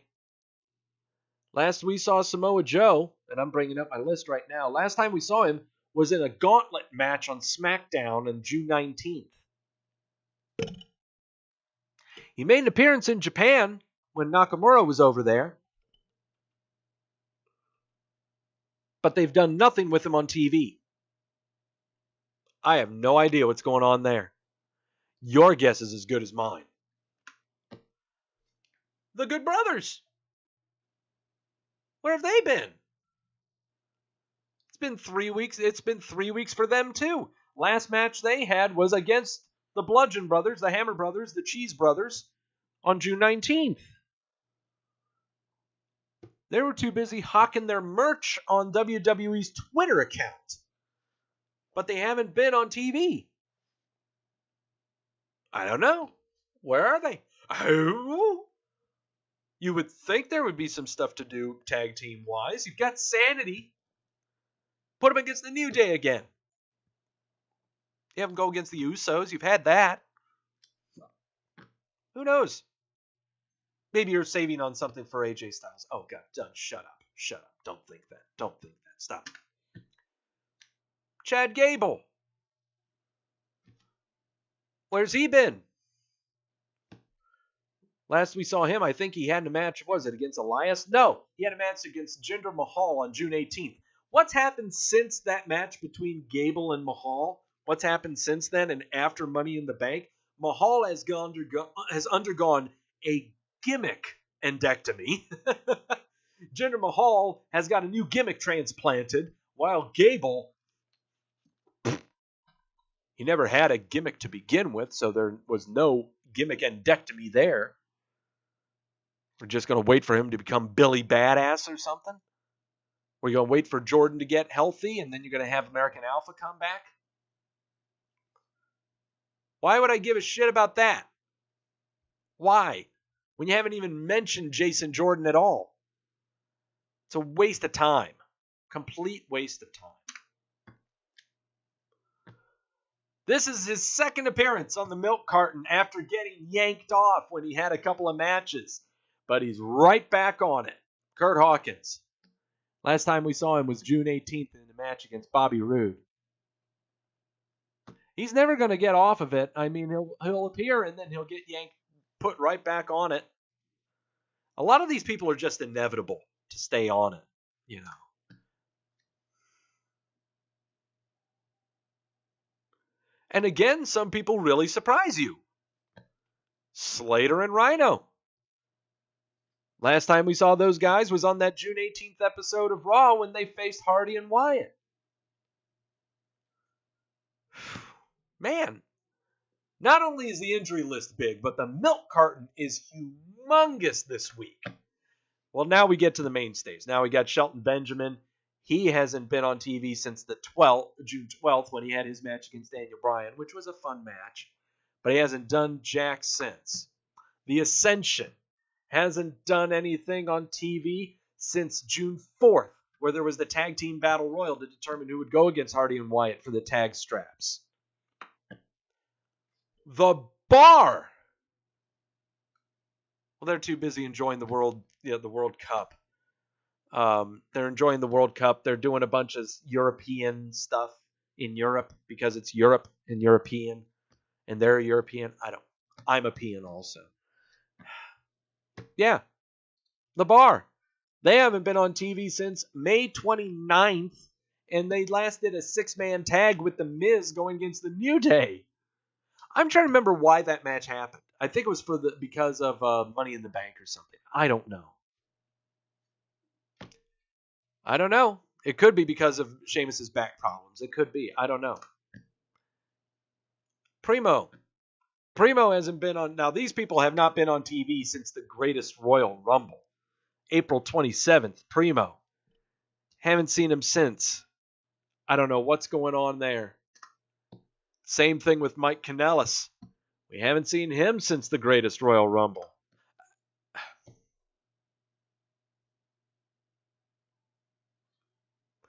We're not going to be seeing this Joker for a while. He's got a boat that he's planning to dock somewhere. Greatest Royal Rumble was the last time he saw him.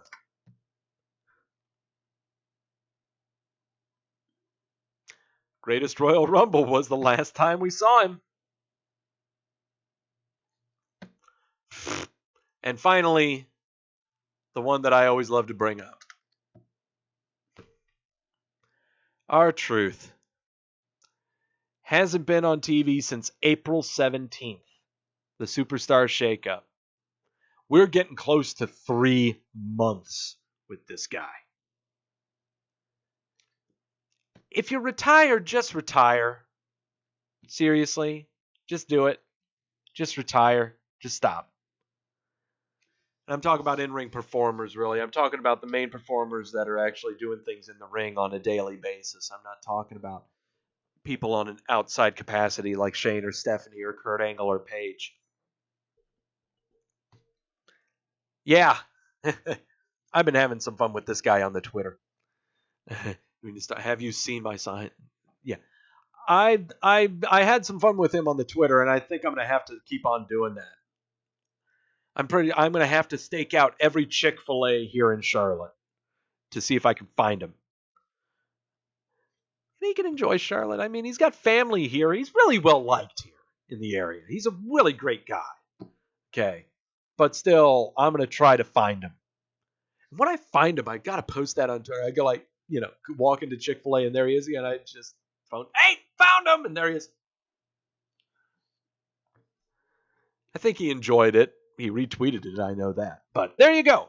That is the WWE Milk Carton. If you see any of these people, please contact their family and friends. Let them know that they are okay, that they are well fed and well taken care of. All right. Time to take a sip. Because it's now time to do some predicting. Extreme Rules Pay-Per-View is coming up this Sunday, 7 o'clock, WWE Network. Adam Martin and myself will be recapping it following the show. Probably around 11 o'clock is when we'll be appearing. But we're going to predict some matches. We're also going to probably do some armchair booking like I usually do, and I'm usually right. Don't let the numbers fool you. I'm usually right about this crap. And I like to have some fun with this too. So, here's how it goes. 11 matches on the Extreme Rules card, including the kickoff show. We will be predicting 11 of these matches. 4 of them we are locking. What I mean by that is, a locked pick is if I do not get it right, something happens. And what I've been doing, and I still have plenty of, is I've been taking a shot of this Luna Azul Blanco Tequila for each pick I get wrong. We did this with the Superstar Shakeup where I had 6 locked picks and thankfully only 2 of them were wrong. I was worried when the Smackdown episode was coming up and I really thought that I was going to have to take down 5 shots. But also, our last pay-per-view, we only had to do 2 shots out of 5 locks. So this time around, with no takeover show, it's only 11 WWE pay-per-view matches. We're going to do 4 locks, and hopefully we aren't drinking any of this stuff. I only like mixing tequila. I don't like downing it straight up, okay? So, with that said, it's time to do the predicting. Our kickoff match. New Day versus Sanity in a tables match. This is going to be a fun one. Anything involving tables and 6 people sounds like a lot of fun to me. I don't know. I tried hard there. No, I'm taking Sanity in this one. It's about time we see them win and get pushed up a little bit. That and also this can lead to more shenanigans with the New Day. That's why they were brought in. To keep New Day fresh and to get them on the map. So there you go. I'll take Sanity in the win on that one. Finn Balor with the shiny white teeth in him and his great leather coat that he wears without a t-shirt. Going against, I wish I could get rid of that stupid bar. There we go. Going against policeman Baron Corbin. This one is almost a coin flip. Yeah, this is almost a coin flip here. Either one, you know. I don't know. You can make the case for Corbin winning just to make him a legitimate authority figure on the show. You could have Balor winning just because it's Balor. So, no, I'm going with Balor on this one. Why, I don't know. Balor right now, between him and Rude, they are just charisma vacuums right now. It is really amazing when you strip the comic book paint off of Balor, how bland he is. How really, really bland he is. It's really amazing. Tag team titles. Hardy and Wyatt defending them against Dallas and Axel. This is a no-brainer, right? I mean, this is an absolute no-brainer. It's a no-brainer that I take Hardy and Wyatt, right? I mean, seriously. I'm taking Hardy and Wyatt, and I'm locking it. I know I'm asking for trouble with this one, aren't I? No. That sounds like a surefire to me. Hardy and Wyatt retain, locking it. I'm going to lock that in. Unless the E wants to screw with us, yeah, they could.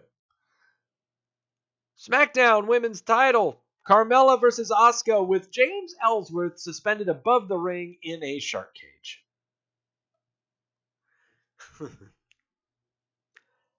Oh, this one sounds really fun. It'd be fun for the B team to win, but I think Hardy and Wyatt, yep. Sad for AOP. I'm not even thinking about AOP right now. I don't know what the hell they're doing with AOP.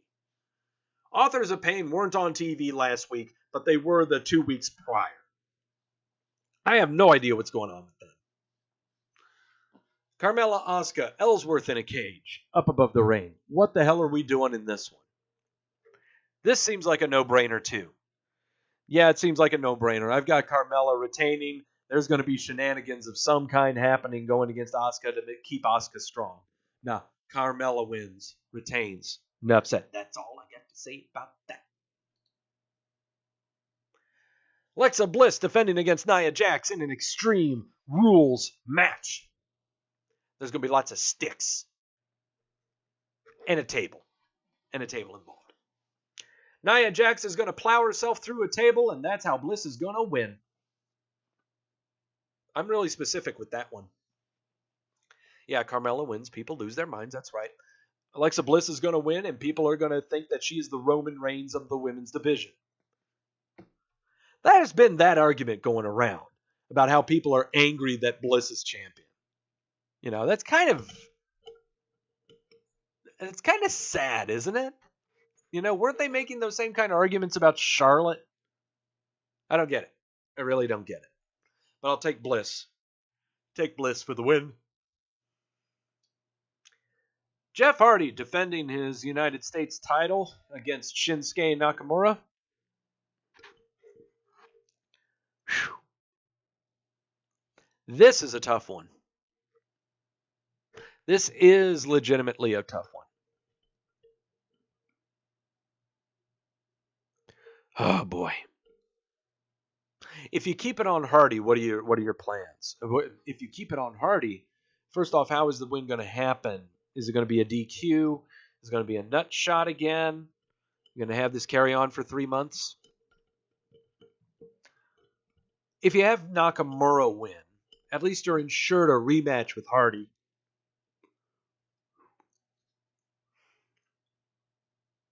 Man. And there's no stipulation either. This is just a regular match. I'm going to... Damn. All right, Nakamura's the new champ. Yep, I'll do it. I'll bite that. Nakamura will be the new U.S. champ. Yeah, it's not first dick punch match. No, it's not. No, I'll take Nakamura winning this one. Yeah. Yeah. I'm not locking it, though. There's no way in hell I'm locking that one. Because I really don't know about that one. Dolph Ziggler, Seth Rollins, half-an-hour Iron Man match. Drew McIntyre is going to be at ringside. We know that. What if Dean Ambrose shows up? You said that last month. You said that the month before. You say it every single goddamn week Rollins has a match of some kind. He ain't showing up. Ambrose will show up when he wants to show up and when the television writers say that it's best for him to show up. Ziggler retains. Enough said. Enough said. Well, that's the other thing too. Okay, if you want to look at it objectively too. Okay. So you have Dolph winning. What happens if Seth Rollins wins? He gets the title back, and then you're going to have a back and forth going on between the two. That's fine. But if Dolph wins, that means we've moved forward from Seth Rollins. We move forward with Seth Rollins, and what could you have Seth Rollins do? I don't know. Maybe you could have him try to go after the Universal title. Bork Laser doesn't have anyone to face him over at SummerSlam, does he?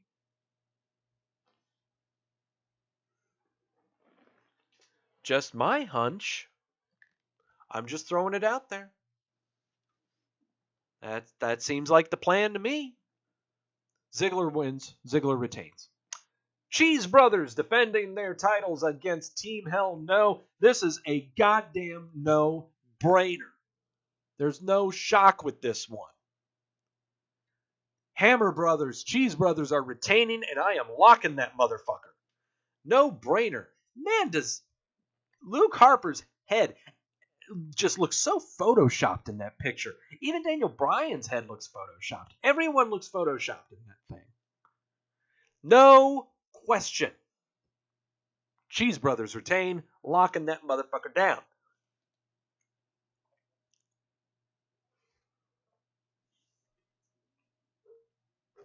We got Kevin Owens versus Braun Strowman in a cage match.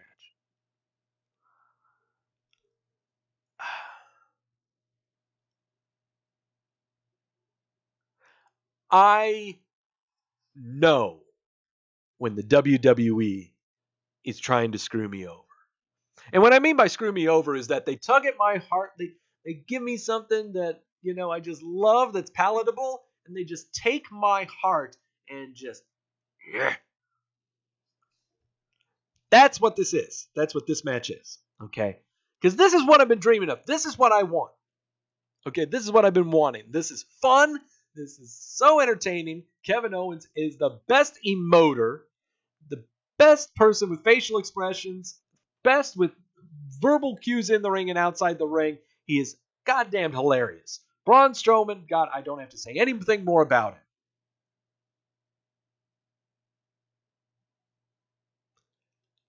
I'm taking Kevin Owens and I'm locking it. Yeah, I seriously. Yeah, Andrew Kevin wins by Braun throwing him through the cage. Yes! That's what I'm seeing. Right? Braun throws him through the cage. Maybe he throws him over the cage.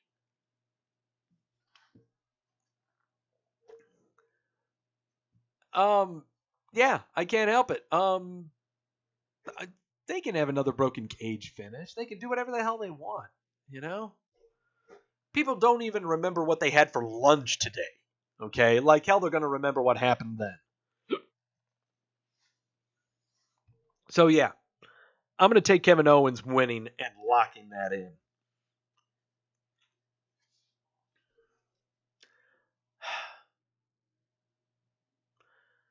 Look at these guys. They look so serious. They're staring a hole into you. We are serious about what we do. I have a picture of my silhouette on my chest. I wear a headband. Take us seriously. This is supposed to be a serious match, apparently, because someone ain't doing their job. Apparently, Burt hasn't been doing his job, and Bobby Lashley should have been able to do that job if he only stayed in the business. They've been doing a lot to try to make this match seem like a big deal. And this match is supposed to be the one that makes Lashley look really good. And no better person put him in there with than Reigns. Reigns is fabulous. Okay? Complain all you want.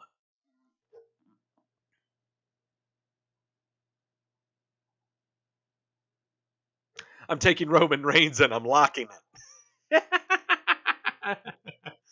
Oh, that's right. That's what I'm doing. I'm a glutton for punishment. I'm going to lock in Roman Reigns. It's going to happen. Come on.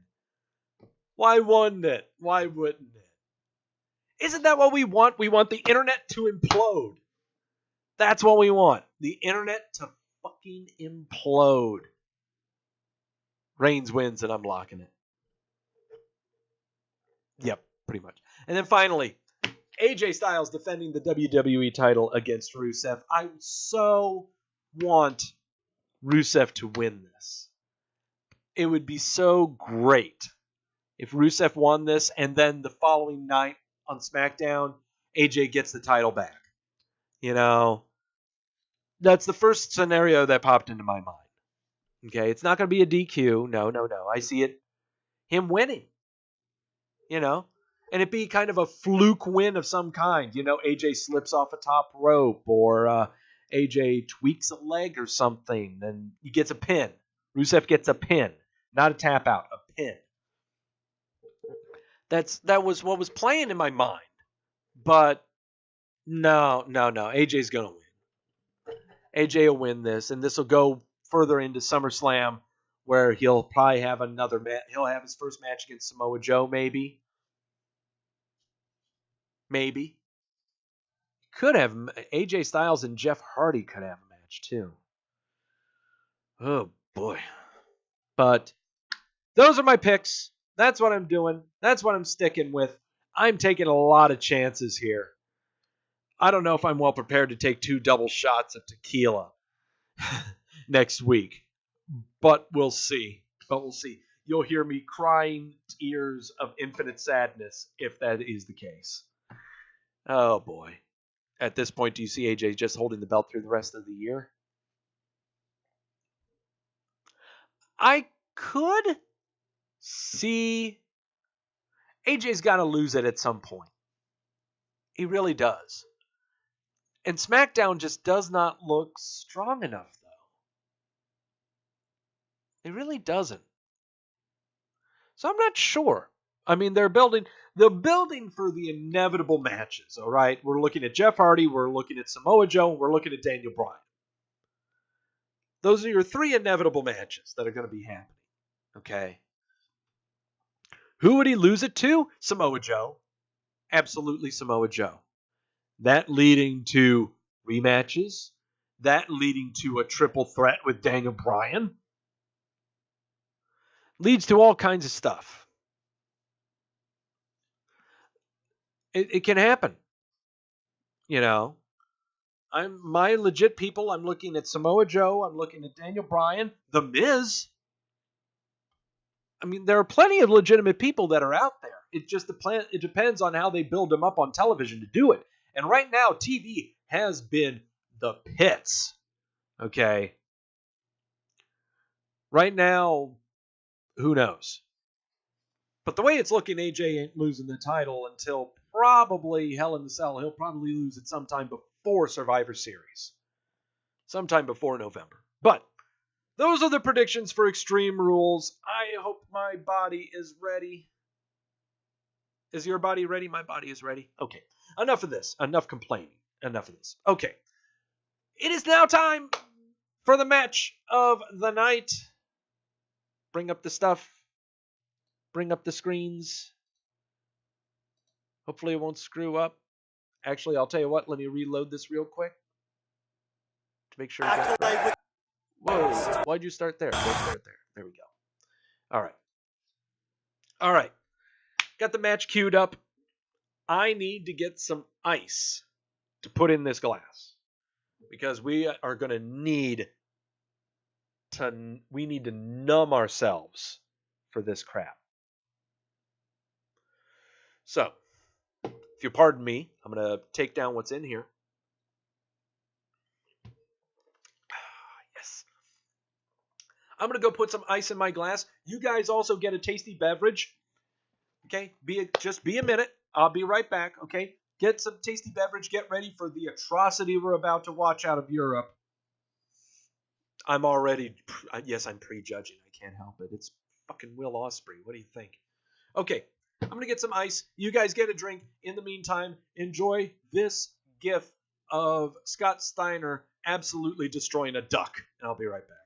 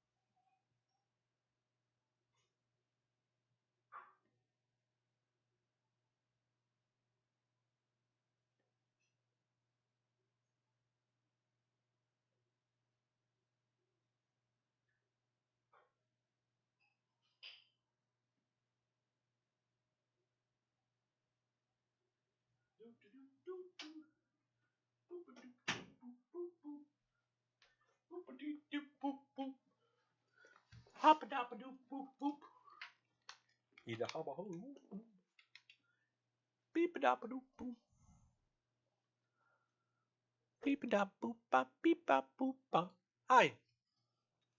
When are we going to get Ibushi wrestling the blow-up doll for a gift? I don't know, Crash. Can you make me one? Please? All right.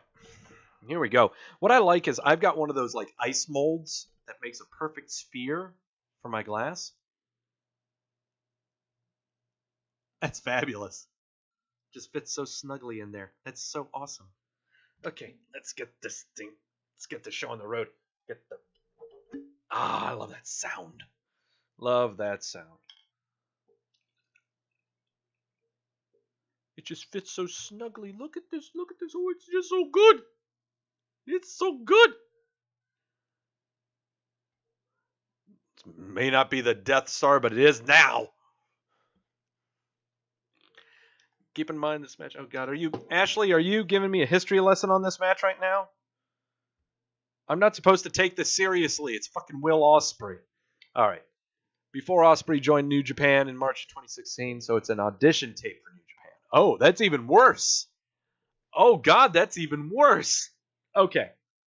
So, hold on. I got to sip this. This is way too full. Ah. What's bad about this glass is that the ice is not floating up. See that? It's seriously trapped in there. That's fabulous. Okay. All right. Enough of me being enamored by my love. It's now to dread what I fear. Okay. Will Ospreay in his basically audition tape for New Japan facing Marty Scurll out of RevPro Wrestling. This is in London, January of 2016. If you know me by now, and I hope that you do, you know that Will Ospreay makes me angry. It makes me hate wrestling. And people who think that Ospreay is fabulous need to get their head checked. He is atrocious. It's horrible, horrible stuff. But here we go.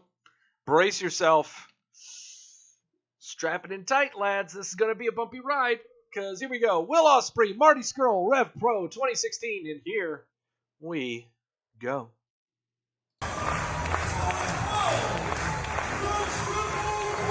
This man already looks like a champion, doesn't he, Ollie?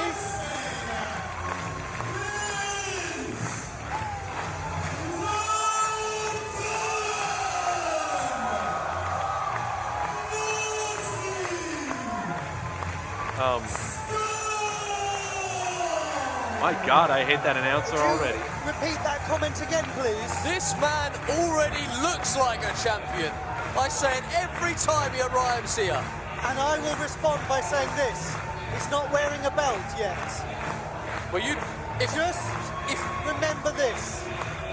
Don't count your chickens before they hatch. Marty Scurll is unquestionably a complete package as a wrestler. He's technically all right, I'm incredible. really getting dizzy by that Vicious, fucking watermark. He's hateful, consumed by a desire to destroy Will Ospreay, and he's so close to being the #1 contender for the British Heavyweight Championship. I agree with you. He looks like he could be the champion, but it's still conditional. It's still, for the moment, could. No, because it's not could, is it? Marty Scurll should be the champion. Marty Scurll should be the champion, and I look forward to going into Toys R Us. I don't know what he came out Or to. going on rockystoys.com and purchasing my Marty Scurll action figure. That's pretty exciting, isn't it? This is a wonderful development for British wrestling, for European wrestling, but especially for Revolution Pro Wrestling. The winner of this contest will have an action figure made of them.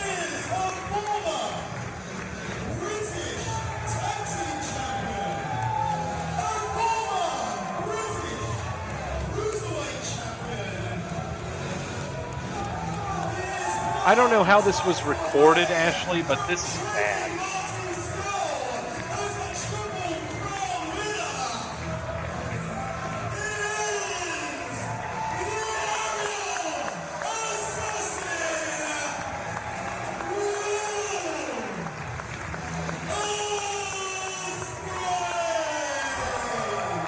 Okay, so we are at high stakes. This is really dizzying to 2016. watch.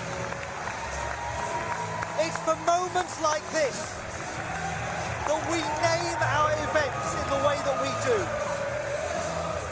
The #1 contendership for the British Heavyweight Championship. I'm just going to jump forward here. I want to see something. As they lock up. And that is true.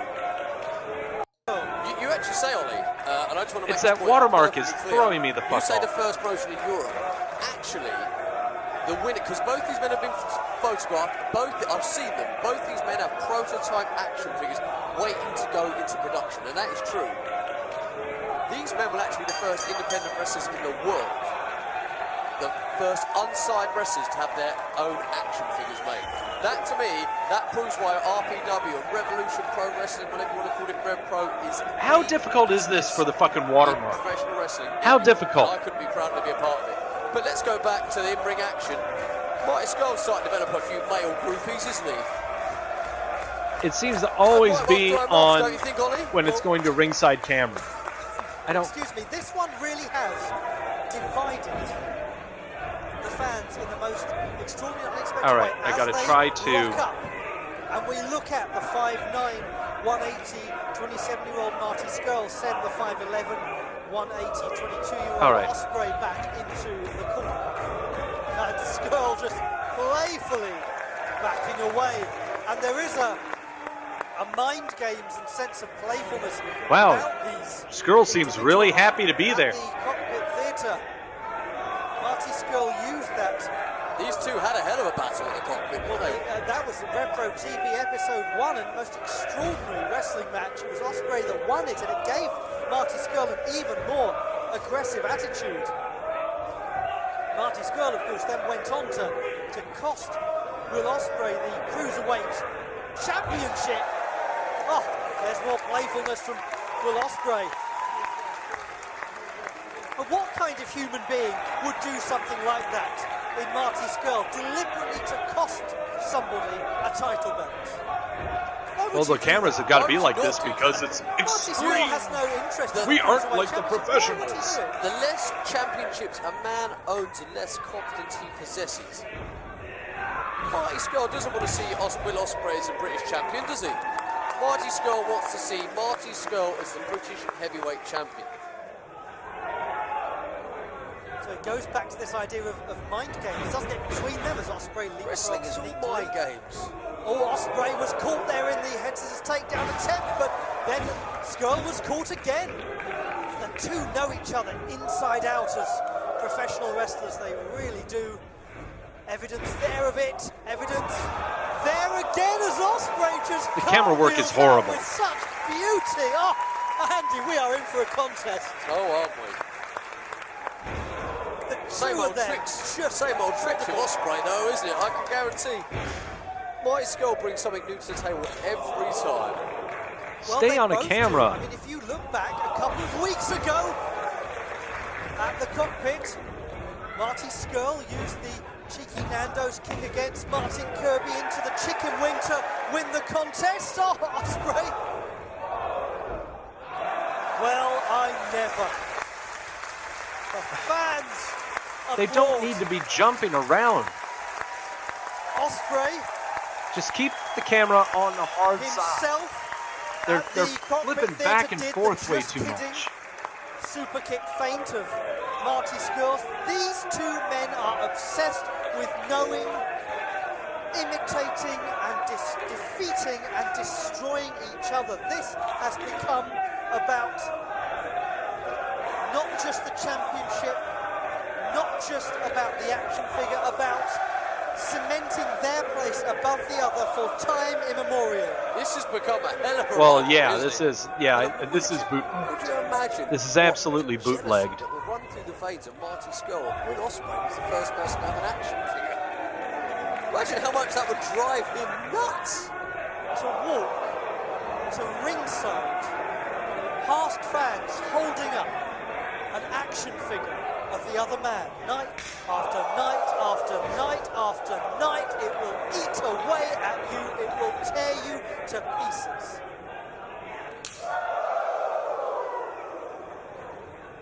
Well, okay. Young children that you should want to be like you are holding an action figure of the other man, are putting it on their Christmas lists. Well, I think we need to think business here too. Like, realistically, who would want a Will Ospreay action figure? All of the screaming, cheering fans, the people asking for autographs and photographs. I know it's hard for you to understand because the queue of fans... I would like to switch away from camera work It's always longer than yours. to talk about the atrocity that is the commentating work right now. Commentary sucks. Now, Will Ospreay hitting the ropes. Marty Scurll! That was hard, that one. That was one of the hardest With kicks. a little extra spice in the kick as he hits the ropes. Ospreay catching Marty Scurll, the feet around the neck, but Scurll with a kick right to the face, possibly collarbone caught there as well. Hooks the leg, 1 and 2. I had to turn down the announcers. Well, I'm Marty sorry. Scurll on a quest to regain the British Championship, to be a 2-time champion. Will Ospreay on a quest to be only the second man to be the Triple Crown champion after, of course, Marty Scurll, who will not want to share that accolade with anyone. Going for the chicken wing, going for it. Can Ospreay escape? Yes, he can, maybe a little too early to go for such a huge part of the arsenal. Big drop kick, right off goes Marty Scurll. Ospreay thinks about it, hits the ropes, going through. Good connection with the tope. Dive right through.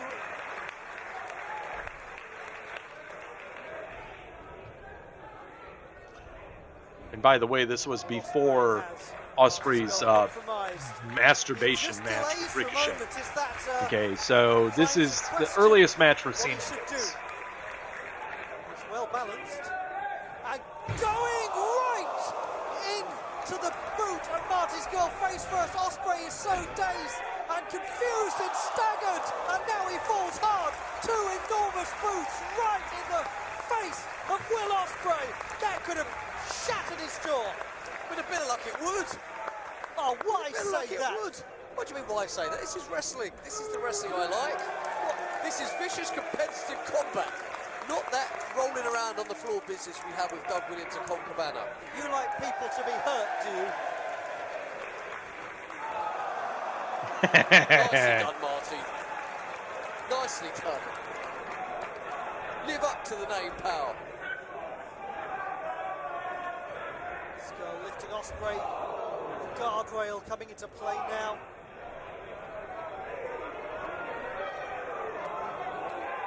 Poised for the run-up. Charges right across. Ospreay goes flying. Marty Scurll is I have no idea what's going on. I always thought the top promotion in Britain or in around that side was Progress. Victory lap. He's not high-fiving anyone. Beautiful. I only say done, that because Scurll. they're right now getting the financial backing of the WWE. So enjoy the taunting of the fans who've paid their hard-earned money. Because they've come here to be abused. We've got their money. We don't need to worry about it now, do we? Well, let's just hope that they don't pay any money for an action figure should he win this contest then, shall we? Oh, Ospreay! I missed that. I missed that. So did Marty Scurll because he was not paying attention. That was unfair, Ollie. Did you see that, though? I certainly did. This contest goes back and forth and back and forth. Marvellous. Marvellous. And the pain that these It's two not are bad. willing to inflict upon each other knows no bounds. The proof here of Yeah, how I mean, high these stakes Ospreay are. is selling. Marty Scurll is entertaining as hell. Wow. It's just right now the announcers can fuck off and the camera. Get back in. Well, I've forgotten about it now. Count, Andy.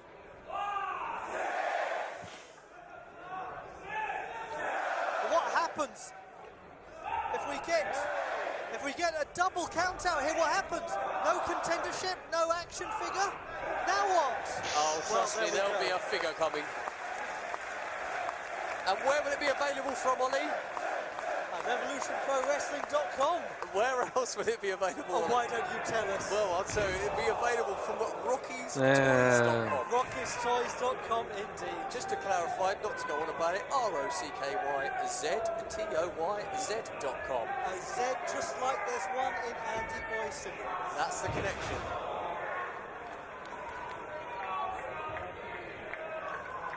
But these two really, sometimes I wonder, are they worried about a figure? Are they worried about that #1 contendership? Are they equal?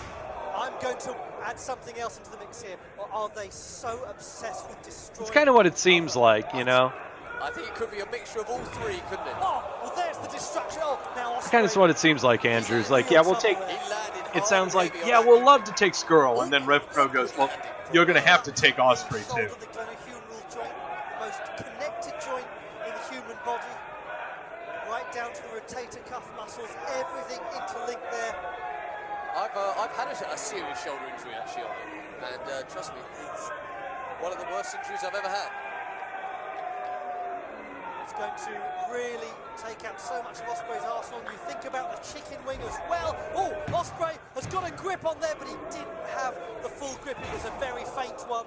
Didn't enable him to get enough on that cover. God, these announcers suck.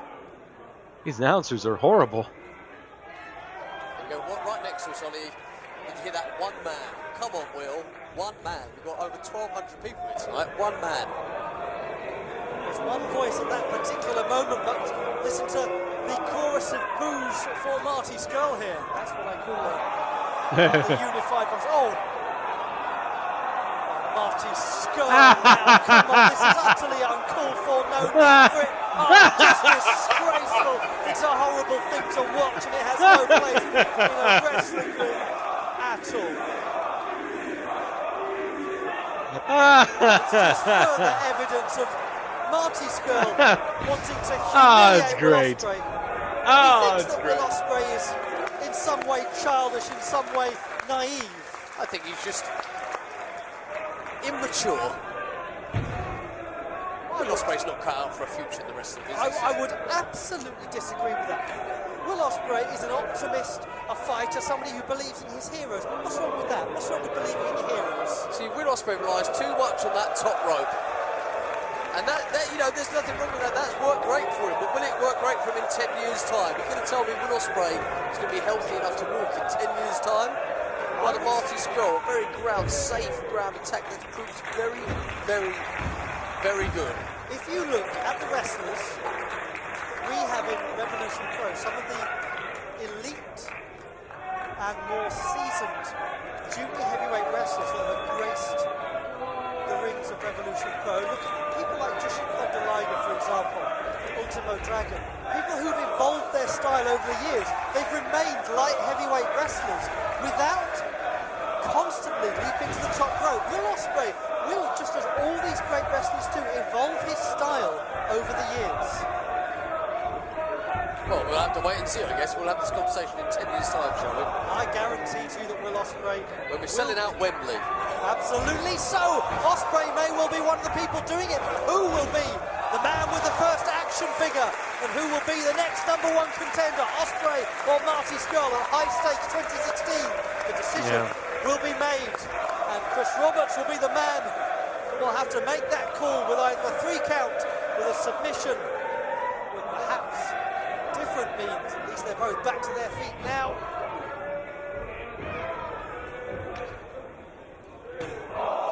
Kick from Will Ospreay sends Scurll backwards, enough distance for Ospreay to connect with that lovely drop kick. I want it to be known right now, I don't ever want to see a wrestling show in Europe. You've got to ask here as Ospreay goes flying off. I mean, we used to think that, you know, New England or, you know. He may just have shaken off that earlier shoulder trouble nicely. I mean, we used to think that New England and Florida were full of Cheeto munchers. We used to think Canada was bad. Isn't that what you said earlier? Oh, God. I said earlier. All right, fair enough. Marty Scurll will hurt Will Ospreay far more than Will Ospreay will hurt Marty Scurll. We'll only know that at the end. It may well be a little, may yet be a little while away from that. Scurll was lining up a big shot there, but he didn't get it. Oh, Ospreay! How on earth did he manage to get enough force into that to carry Marty Scurll's body round? There's force alone. Shot to the back of Will Ospreay. Scurll's got him up and over. Scream from Marty Scurll, but he only goes into a backslide from Will Ospreay. Ospreay going for the DDT. No, he just didn't have it at all that time, but he stalls in midair. I have no idea what just happened. Enables him to get the shooting star press from a standing position.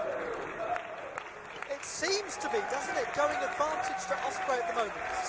At the moment. You were so quick to write off Marty Scurll. I'm not, I just said it seems at the moment. Well, seeming at the moment, you suggest you're wrong. Trust me, Will Ospreay is on the floor, Marty Scurll is on the floor. For that split second, Ollie, maybe you're right. himself about 3 times. Yeah, what happened to the arm work? This is wrestling, huh? Ospreay attempting to travel up to the top, but he is really struggling. Meanwhile, Marty Scurll's quite a significant distance away, though he's crawling towards, gets good height in the leap. And there we go. Is that not part of the problem? The problem I keep saying. Will Ospreay goes to the well too many times. You might be right that that was the wrong decision to go up high this time. Now Scurll, he's so well balanced there, and strikes with a hurricane rana of his own. Landed on his feet. Scurll, how did he do it? That's taking one out of the playbook of Ospreay, and he's got it bridged beautifully. Marty Scurll on Ospreay. He's going to dislocate those shoulders on it. Look at his arm. The troubled shoulder of Will Ospreay. This could be it. This could be the submission and the #1 contendership. Look at those My arms. God, these announcers are horrible. Looking to transition into the chicken wing. Rolls the body across. And again, no. No, Ospreay's up. Oh, how did he strike out of nowhere? Where's this one going? Is it Scurll? No. That boy, I'd have given up 10 minutes ago. That boy has some fight in him, I'll give him that. But is he smart or is he stupid? Should he live to fight another day? That's a regular conversation we have in this country. It certainly is, and I would always advocate in a situation like this with the #1 contendership. Yeah, I think so, But Andrew. not just that, but the chance to have the first Slap action him. figure made of you is on the line.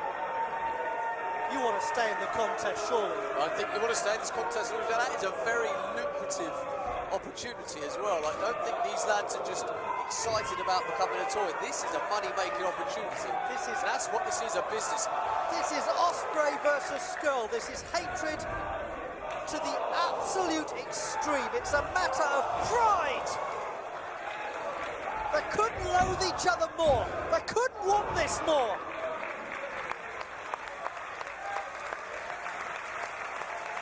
No idea which way it's going to go. No, neither do I. Neither do I. I was confident that my champion-like man, Marty Scurll, walked out here. I gave the announcers a free T-shirt, and that was it. Champion like he always does. Will Ospreay, I'll give it to him. He does have a lot of fight in that heart, doesn't he? Well, Will Ospreay has changed. He digs deeper and deeper now. Those big matches he's fought in, he fires back towards the end of matches that some time ago he would have lost. He now has discovered this 5th gear that enables him to win the huge contests. Here's Yawn. an example of it as Ospreay is fighting back, but perhaps it's going to be Scurll. Perhaps it's going to be Scurll. Or is it? Or is it? Or is it? Oh, God, really? Place We're your applauding that? bets. Come on. That was a hell of a flurry. We nearly had everyone here. Wrestling! Wrestling! Both down. Wrestling! Both down here. Oh, my word. Fucking A. The count will begin. Can either man get across here to get an advantage? Scurll appears to be marginally higher. Oh, is he going to try to manipulate the small joints here? Go Manipulate for work on the digits. small Ospreay, joints. no! That's a clever fight there from Ospreay. That's something you wouldn't have seen from him 6 months That ago. was pretty vicious, wasn't it? That was. And one from Scurll in return. It's funny, the last time I wrestled Marty Scurll, I was on the receiving end of one of those headbutts. Trust me, he's got a head like a cement block. Well, he is a compact package. And Will Ospreay's are just full of air, so probably didn't hurt all that much. Hurt as much as if we get hurt in the hip with an Easter egg. Just when you were being so generous in your praise of Will Ospreay, you fire back with This is horrible. God, the announcers suck. Give him the old 10 punch, Marty. Can't go wrong with a 10 punch, can you?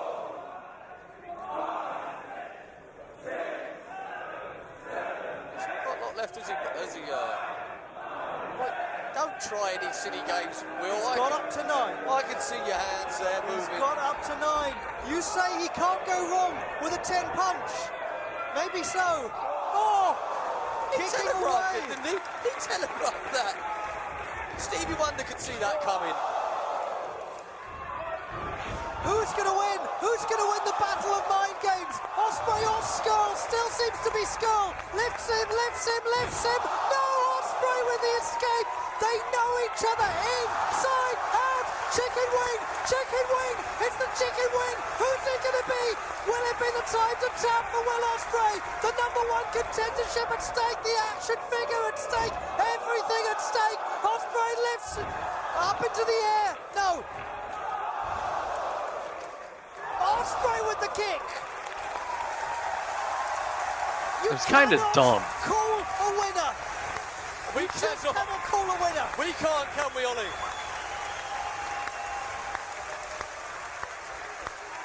I thought that was surely the end. Surely it had to be the end. That chicken wing was applied beautifully. That's kind of dumb. But no. Not yet. We've still got action galore. It's wrestling. And this is only match number 4. Here at high stakes, everything is being left in the ring by these two. They have given it their all. Crawling towards the corner, Marty Scurll. Yep. Draping his arms across the ropes, the turnbuckles. This could not mean more to either man. Ospreay is the first to bite, but has he been too soon? Marty Scurll takes one out of the playbook. The man that he so desperately wants to beat, and he hooks, and no! Still going. Take another nap. Did you see the look on the face of Marty Scurll? I saw that look of absolute disbelief. Disbelief, despair. But he doesn't disbelieve in himself. I'm sure that Marty Scurll has always got something extra up his sleeve. He is shocked at the resilience of Will Ospreay, but he should not be, because he knows this man well enough. Marty Scurll has done nothing but watch Will Ospreay matches for months and months and months and months, and Will Ospreay has done the same. And he tornado DDTs and rolls through just like Marty Scurll. Is he going to go and do it again? Or is he going to chicken wing him? Yes, he is. Will he beat Marty Scurll in his own game? He will not beat Marty's. I hope he doesn't beat Marty Scurll at his own game. The ultimate insult. He's got him on his back. He's going for it, the chicken wing. What would this mean if he beats Marty Scurll with a chicken wing? Gets the #1 contendership, gets the action figure with the chicken That's horrible. wing. That would destroy Marty Scurll, my word. You're right, it would just... But Scurll fighting his way out of it. Oh, he's got him. And... snap! That sounds worse and worse every time, doesn't it, Ollie? Well, something may have actually broken there. Oh, Ospreay! Fucking hate the Something may have Spanish definitely fly. broken there. God, I hate the As Ospreay Spanish climbs fly. up high, this one has got to end soon. Surely it must end. Ospreay is poised. He's feeling pain, but he's struck. He's got Marty Scurll. He's got the contendership. No, he hasn't.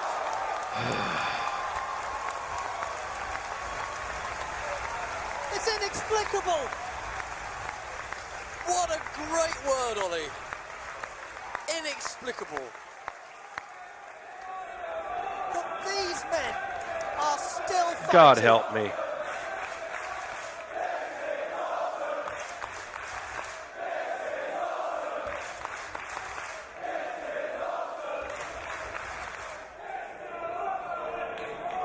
We're in early January. But shall we start talking about match of the year? Because this is just amazing. Ospreay, oh, he's been caught. He never gets caught in this position and dropped on the apron. Do you know why this might not be a match of the year? Because Marty Scurll might not win. You have got to be objective. You've got to accept that you're seeing one of the finest displays of wrestling from two incredible athletes. But Marty Scurll might win. No. Nope. They both might have it. But one man seems to have the advantage. One man seems to have it in his grasp. Does he? Does he? Does he? This has got to be it, Ollie. This boy shouldn't take It is any Ashley's more fault. pain. Is he fading? Will he fade? The arm is raised. It drops once. It goes up for a second time, drops twice. Is this the moment for the #1 contendership? No, it's not. It is not, to the shock of everyone here in the York Hall in Bethnal Green. The contest will go on. God.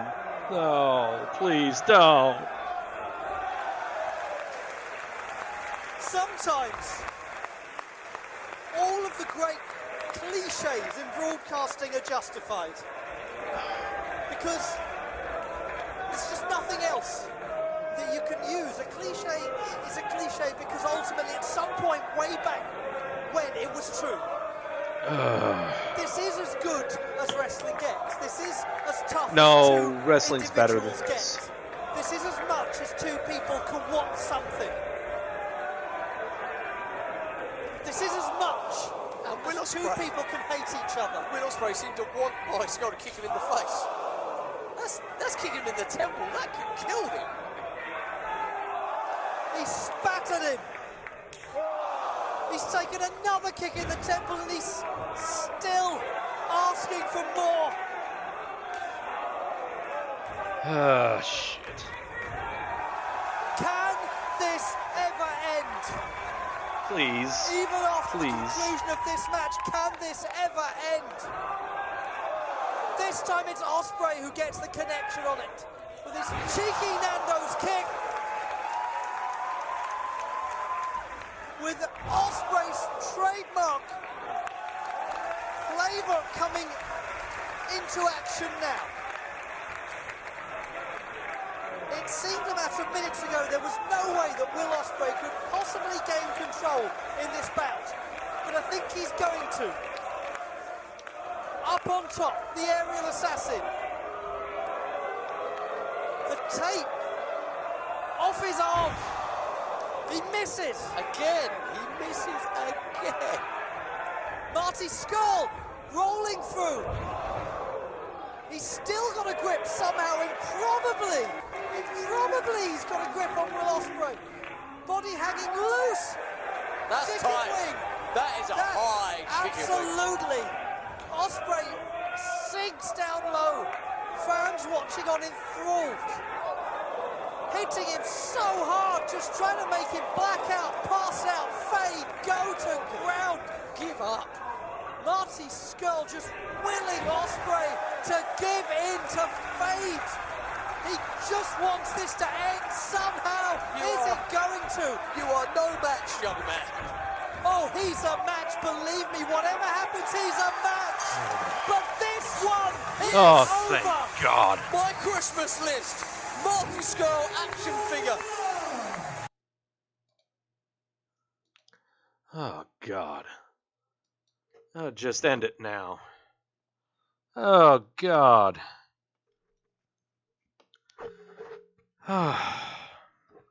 Jesus Christ. Ashley, this is your fault. That's your fault. Okay? Everyone, blame you. For everything. For the announcers, for the watermark, for everything. It's all your fault. Dear God. Oh, God. Oh, it makes my head hurt. Oh, it always makes my head hurt. Will Ospreay matches always make my head hurt. Oh, God. There's got to be something I can do to make me feel better. There's got to be something here. Hold on. I'm going to go back. I need something to cheer me up. I'm sure I can find something here. There's something I can find to help cheer me up. There has to be. Oh, Doug, find something to make you happy. There gotta be something. Come on, what is it that makes Doug happy? Something that I know. Oh, let's see. I can find something here. There's gotta be something. Gotta be something. Find it.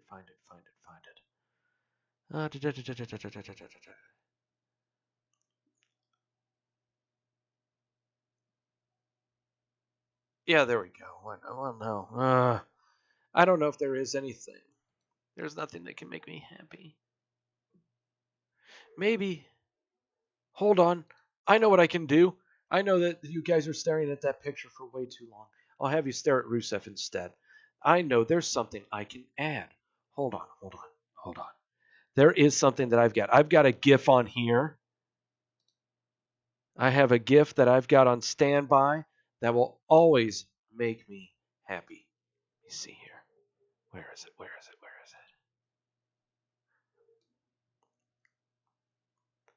Oh, where are you? Yes, there it is. Found it. That will always make me happy. This is what I was wanting to ask Nash about. Look at that form. Whee! Okay, I feel better now. Okay, I don't want to see Will Ospreay's name down there. I just want to see the cannonball. Whee! Okay, there. Okay, I feel good. I feel better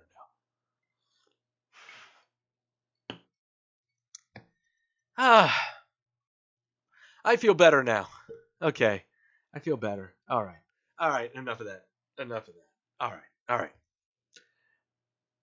Hopefully, I've had my fill of Will Ospreay in incredibly horrible federations with horrible production and horrible announcers.